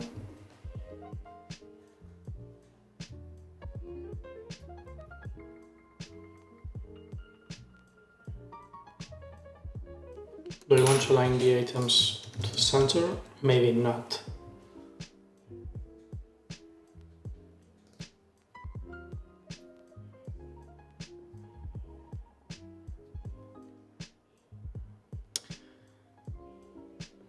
So the description, it's there.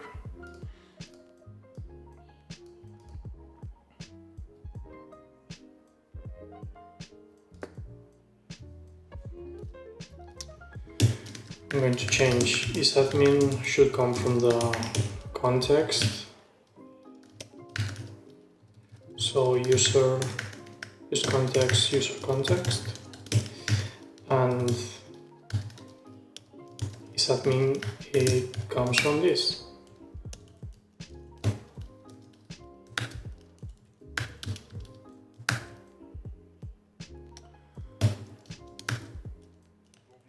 Now, okay.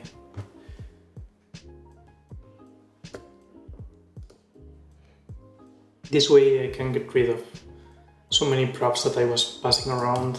See, like this. This should be okay.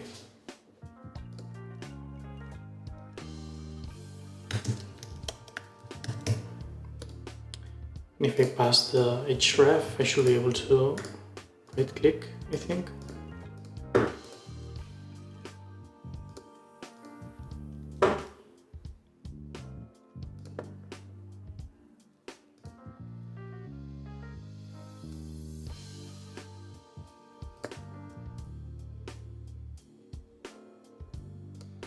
What's this project link style?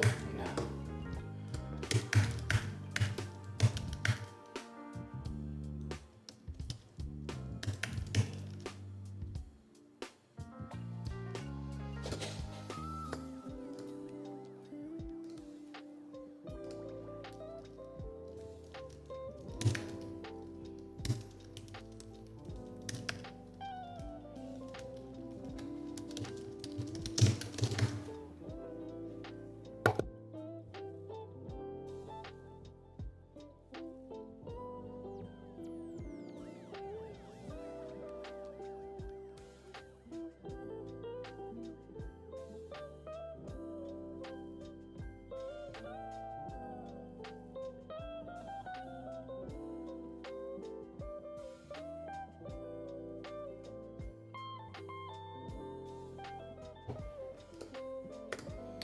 Okay, so this fixes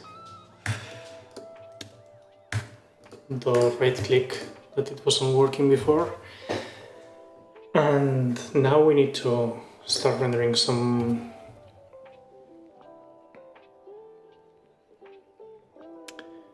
more information, right?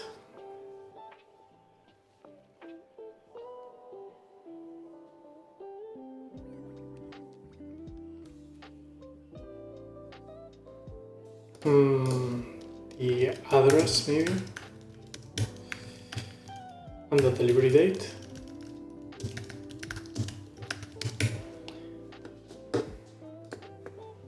So this feels like information that could be grouped around here, whereas the, let's say, like the users that are involved in the project can be on the right side, also grouped somehow.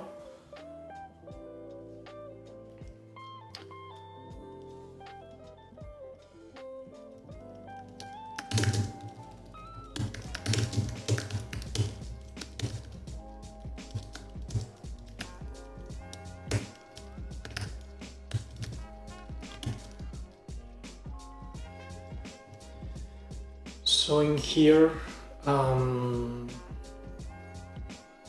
going to do also like some stack inline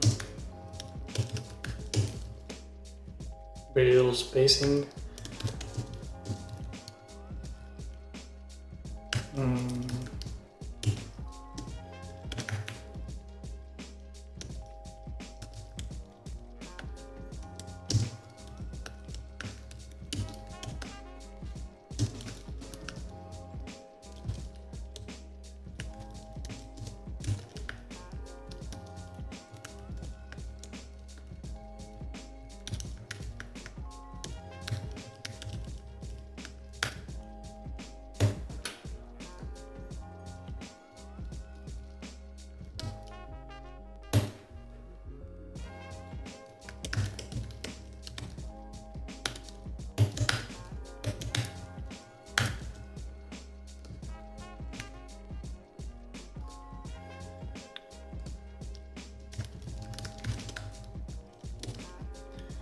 Let's make this smaller. The color should be in the stack.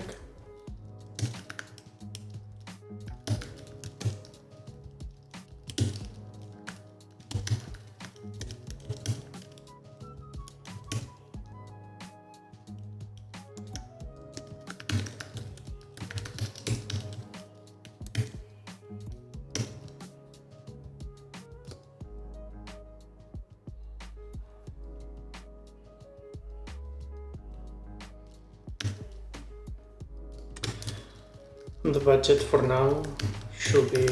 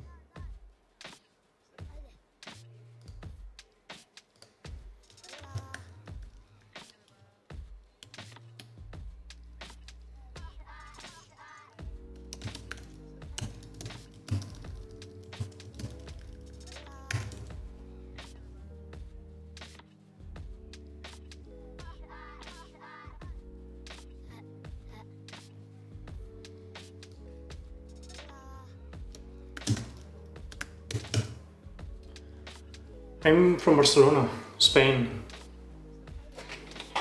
What about you? I don't know if my accent or my bad English was already pointing that out, but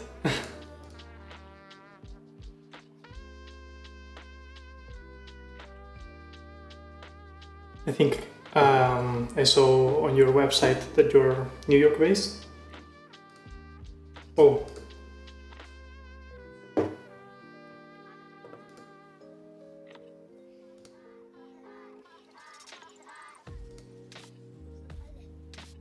Cool.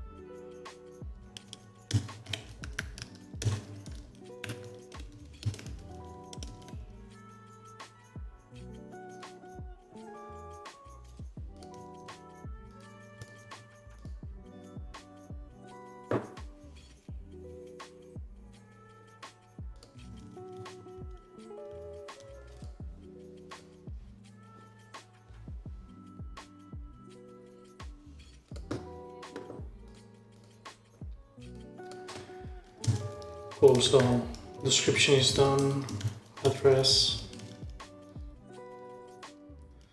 budget range from the client.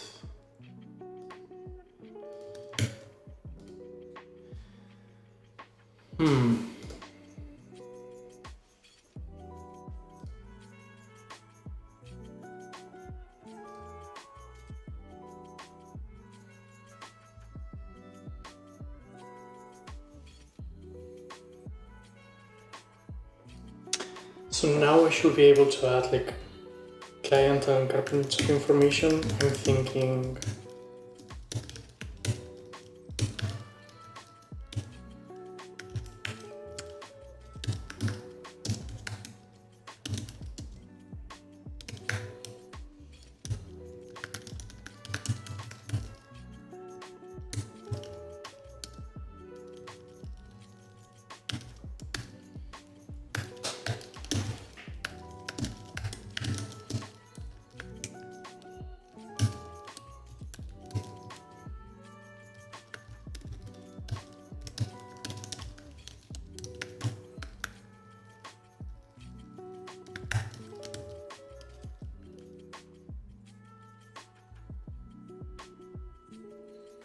oh, wait, where did I add this? Why did it go crazy?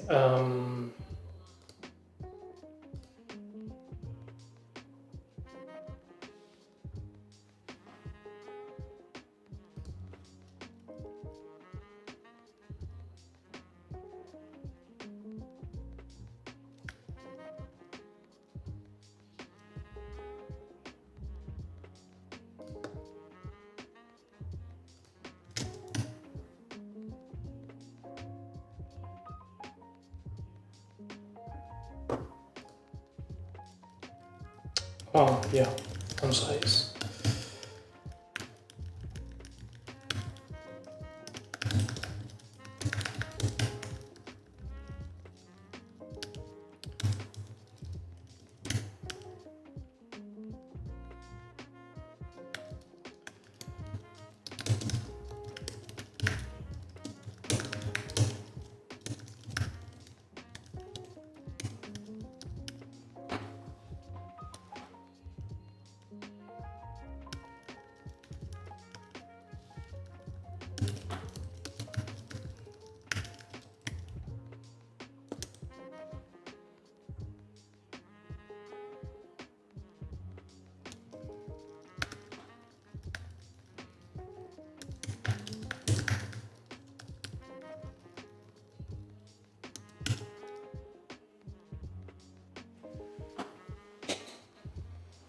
Yeah, no worries.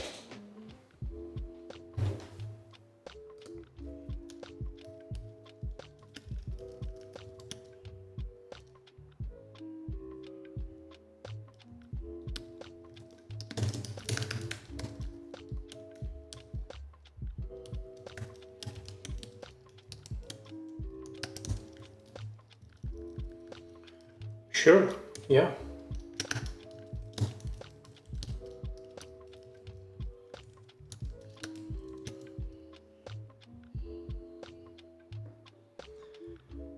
Yeah, just give me 1 second that I test this, and yeah, we'll check it out. I'm going to need to add like a max width for the description and some ellipses to it, I think.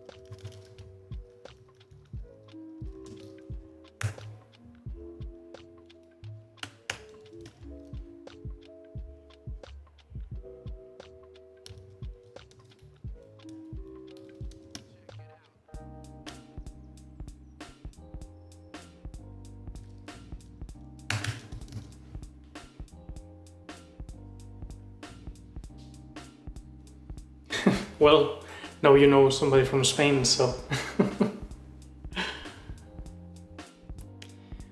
Yeah, I guess my accent is from here. There's like... I work with other Spanish engineers that also speak English on our day-to-day job, since we all work remotely for Buffer. So yeah, I think that's like... It sounds pretty common, the way that we pronounce things in here, so yeah.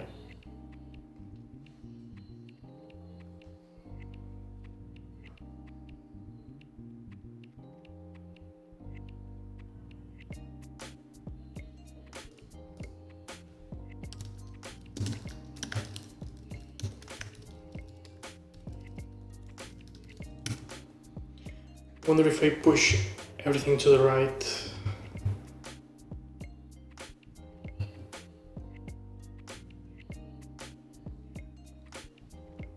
This feels okay. There needs to be like some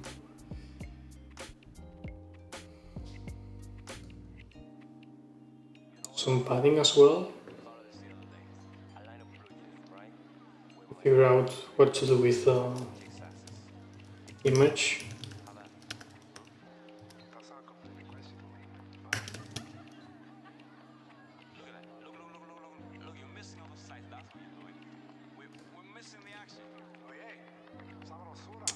And see, there's like this overflow and everything that I think we will need to do something about this.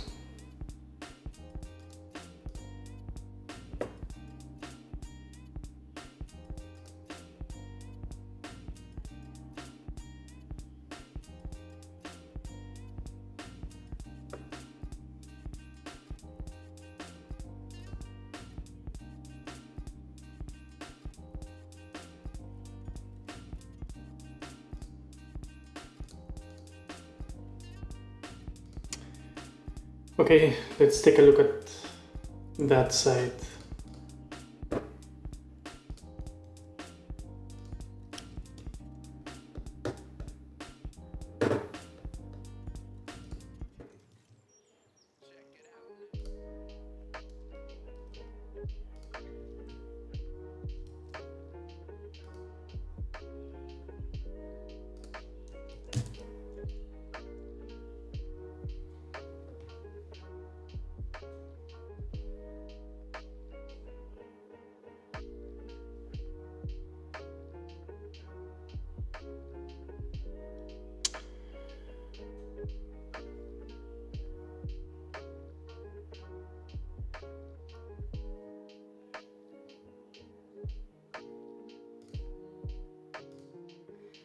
So it's still not playing, right?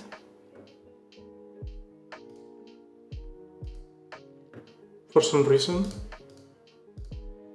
If it was, we will see the effect.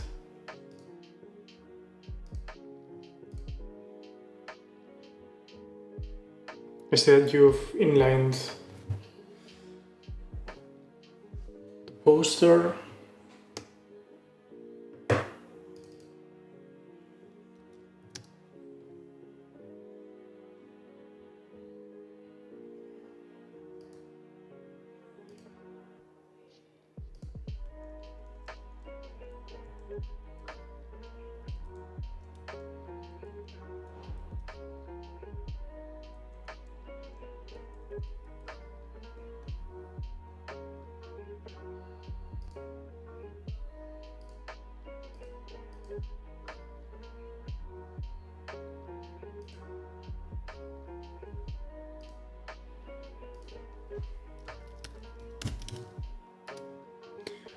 Just trying to see.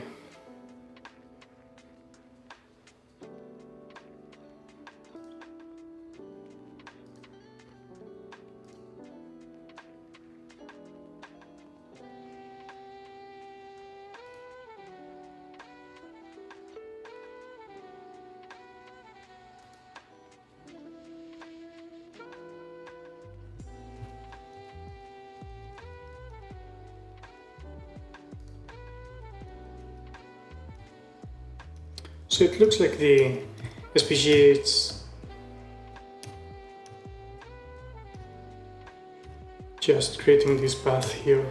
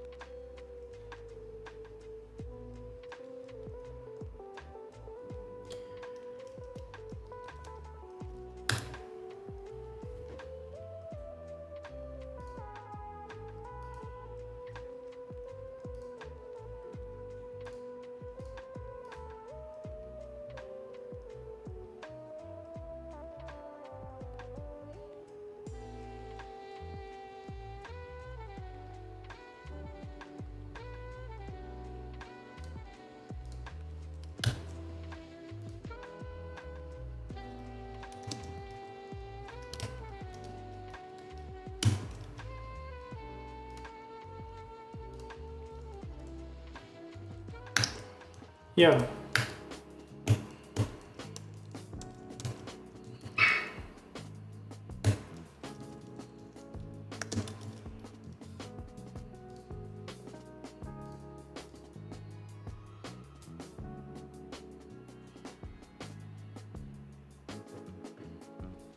Yeah, I'm trying to compare it against other things.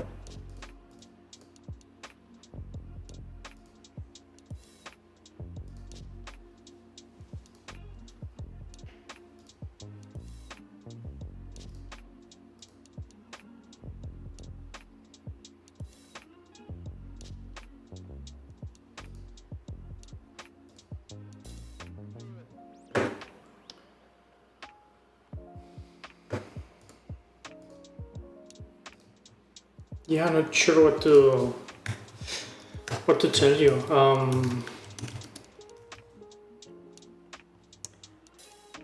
Because if you see here in the code, this was not rendering anything, and I'm now SVG expert. I think this might be only like definitions of the paths and everything until there's actually like a path element here. I don't know if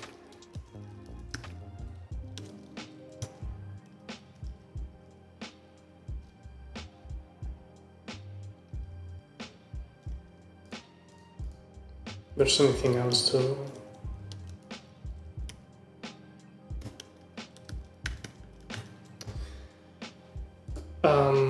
And I've tried pasting this code here.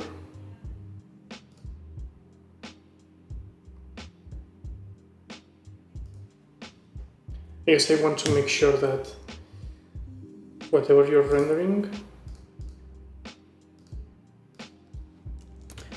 comes from the video and the SVG, and there's no...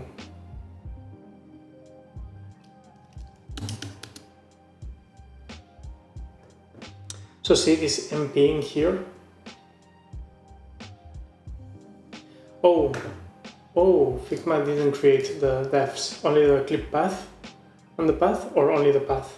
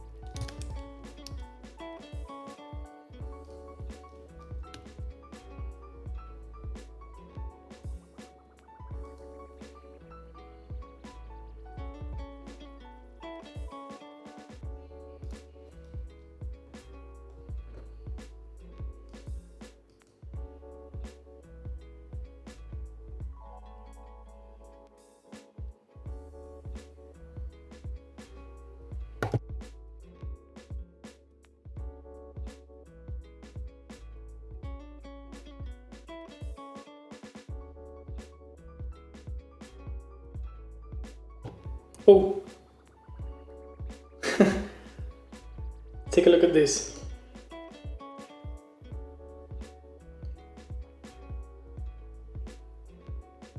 I will say this is some progress, right?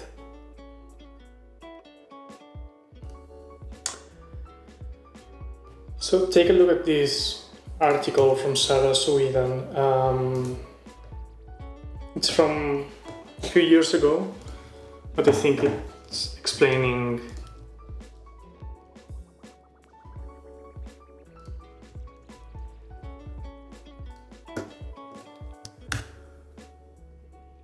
quite well how to use clip path in general. What I've done, if I reload your page, it's these clip path units that I think were messing things up. See?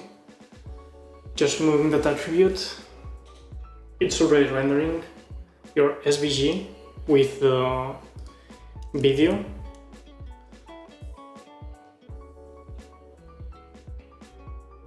So you're getting there. It's getting closer. I think if you just position these, path units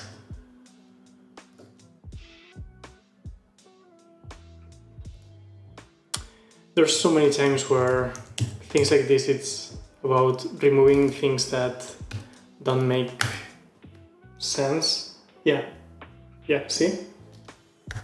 Can do it again.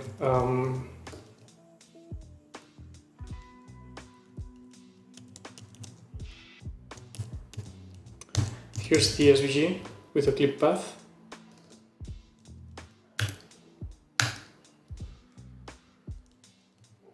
And then I guess you just need to position the SVG differently than it is right now. Like.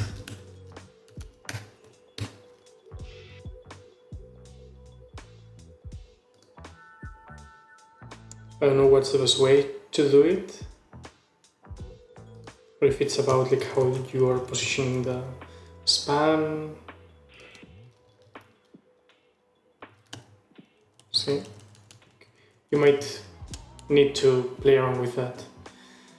The video, I don't know. You checked if there's like any other difference with how Framer is managing that.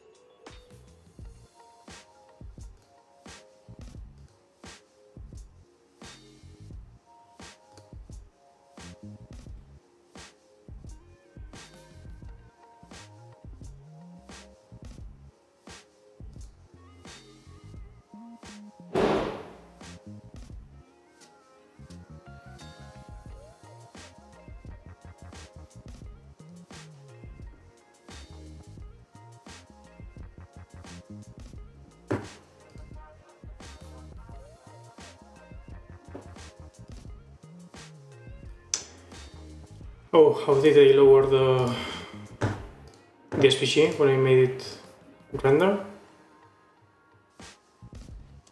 Yeah.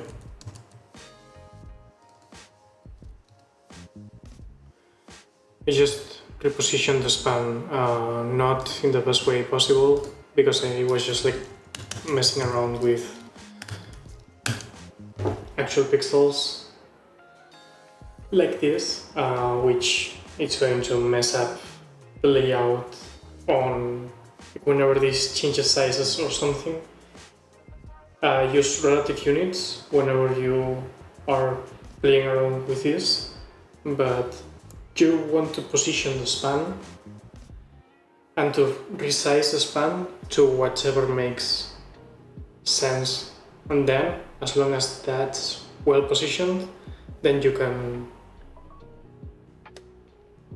just like forget about it. The SVG, again, it's only used for the shape of the thing that you're trying to render with the video background, right? So you want to focus on the actual thing that you're rendering, which is the video, and the span. That's,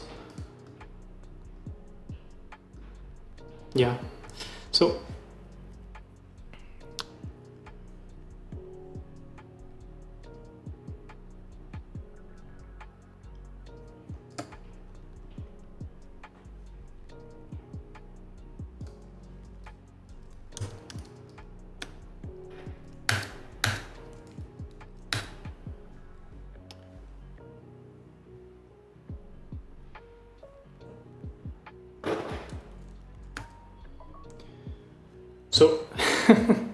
see, like the video plays if I'm hitting here, like if I'm actually going to the video element and calling the play function. I don't know if there's like a way to make it loop the way that they are making it loop here. like maybe they have like some JavaScript that's making it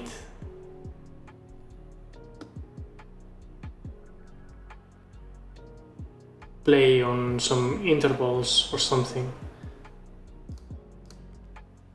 right? If I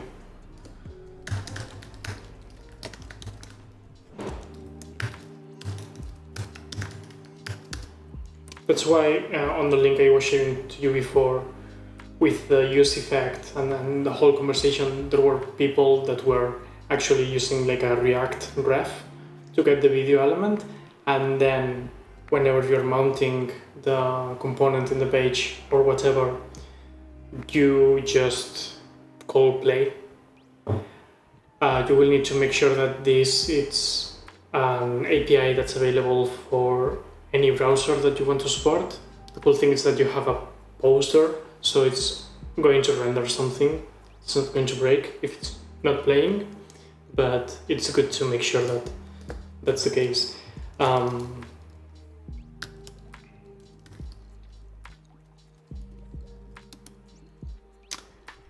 So you could do something like set interval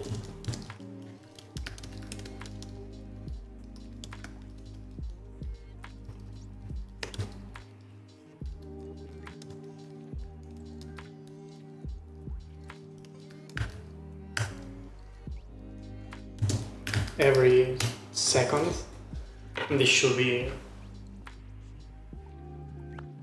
see? I mean, this is like a very hacky way in DevTools to show you, but you've already got this. You just need to adjust a couple things. I think, yeah, like you could, of course, replacing this to be a React ref. So the typical thing that you define a component with a ref, and then you're able to do like video ref.current.play, stuff like that. Put it on use effect if you're using use effect only as you would a component div mount, so it's only happening when you are putting this into the page. And I would have also within the use effect the unmounting part, right? So whenever the component gets unmounted, you stop the interval, right? Like when you're calling set interval, it returns to you the ID of the interval that you're playing. So I'm able to do like stop interval. I never remember these things by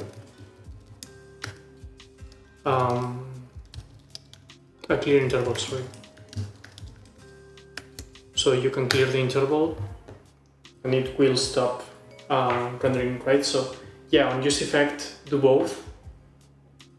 Do the set interval and return a function that calls stop interval with the ID that you get returned from set interval. And yeah, and that should be it. And yeah.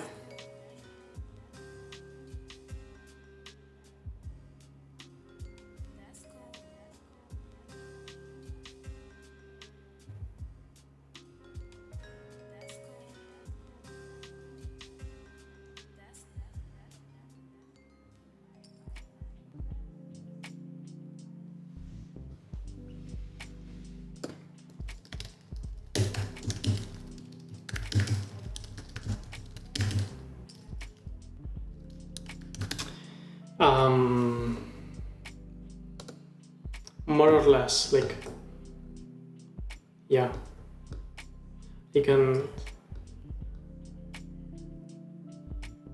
So see, on a class component,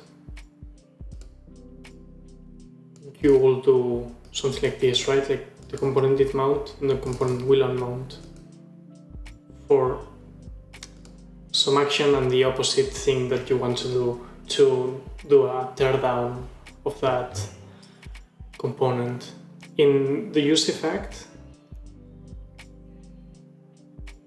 you could do the same thing, where like if you're not passing like any other parameter on the useEffect hook, if you're not passing any other dependency, it will only call it on component with mount and will unmount. So you will do here within the useEffect the set interval, and you will do something like this. I'm going to create a snippet here.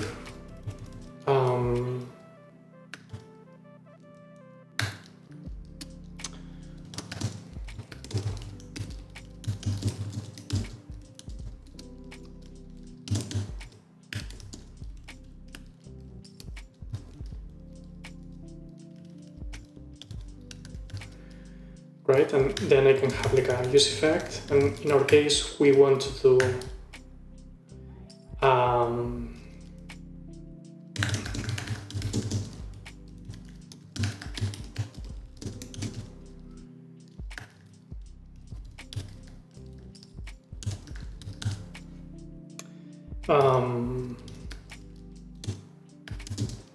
and again, I don't think this is the final solution. I think you should be able to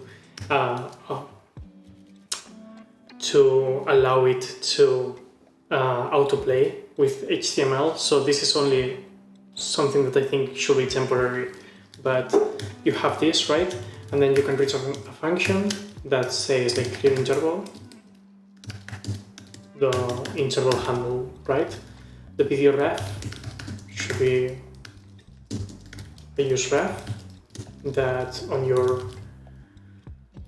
video component you are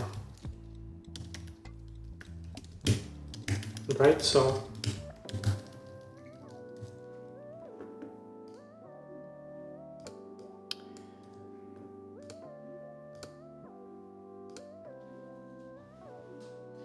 this will be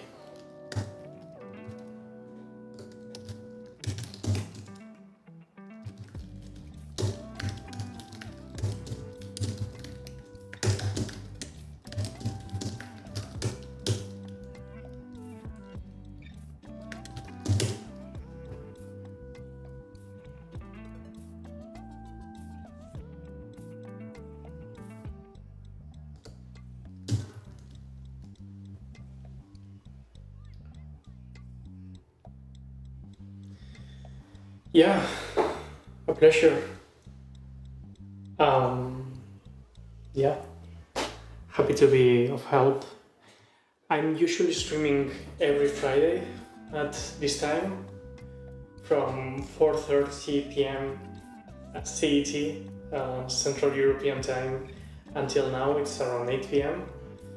And I'm playing around with the idea of doing it more often during the week, maybe also adding like Mondays and Wednesdays.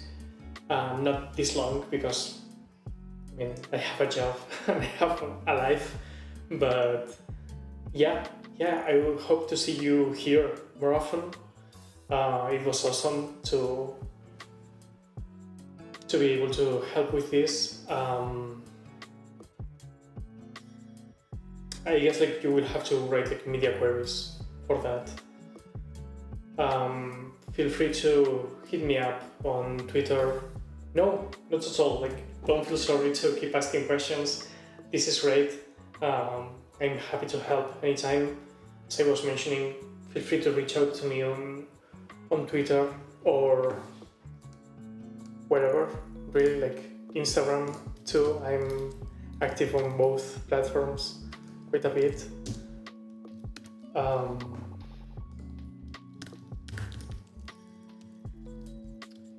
So yeah, and I hope to see you here often. So I'm going to keep on checking out that website. So yeah. Hey, thanks for the follow, GoatNut. Good to see you here too. But yeah, I think it's time for me to just like chill for a bit. The the progress I've done for Otter. I mean, maybe it's been less than what I've done on other live streams, but we have like this thing going on, this list that's quite different from what it was before, the whole like card sizes and everything, how it was set as a grid. And I think this is exciting. I'm intrigued to see how this could work. In general, I need to play around as well with how this renders in mobile and everything, so maybe I will even do like some more live stream sessions this weekend. I have even like this next Monday, it's a day off for me at Buffer, so I might do like a heavy stream session again on Monday. But yeah, I will be posting whenever I'm going to be streaming. I will be posting it in Instagram and Twitter, so feel free to follow there to be up to date with anything. And yeah, I hope you have a great weekend. Hope you stay safe whenever you are, or wherever you are. And yeah, thanks for joining. See you around.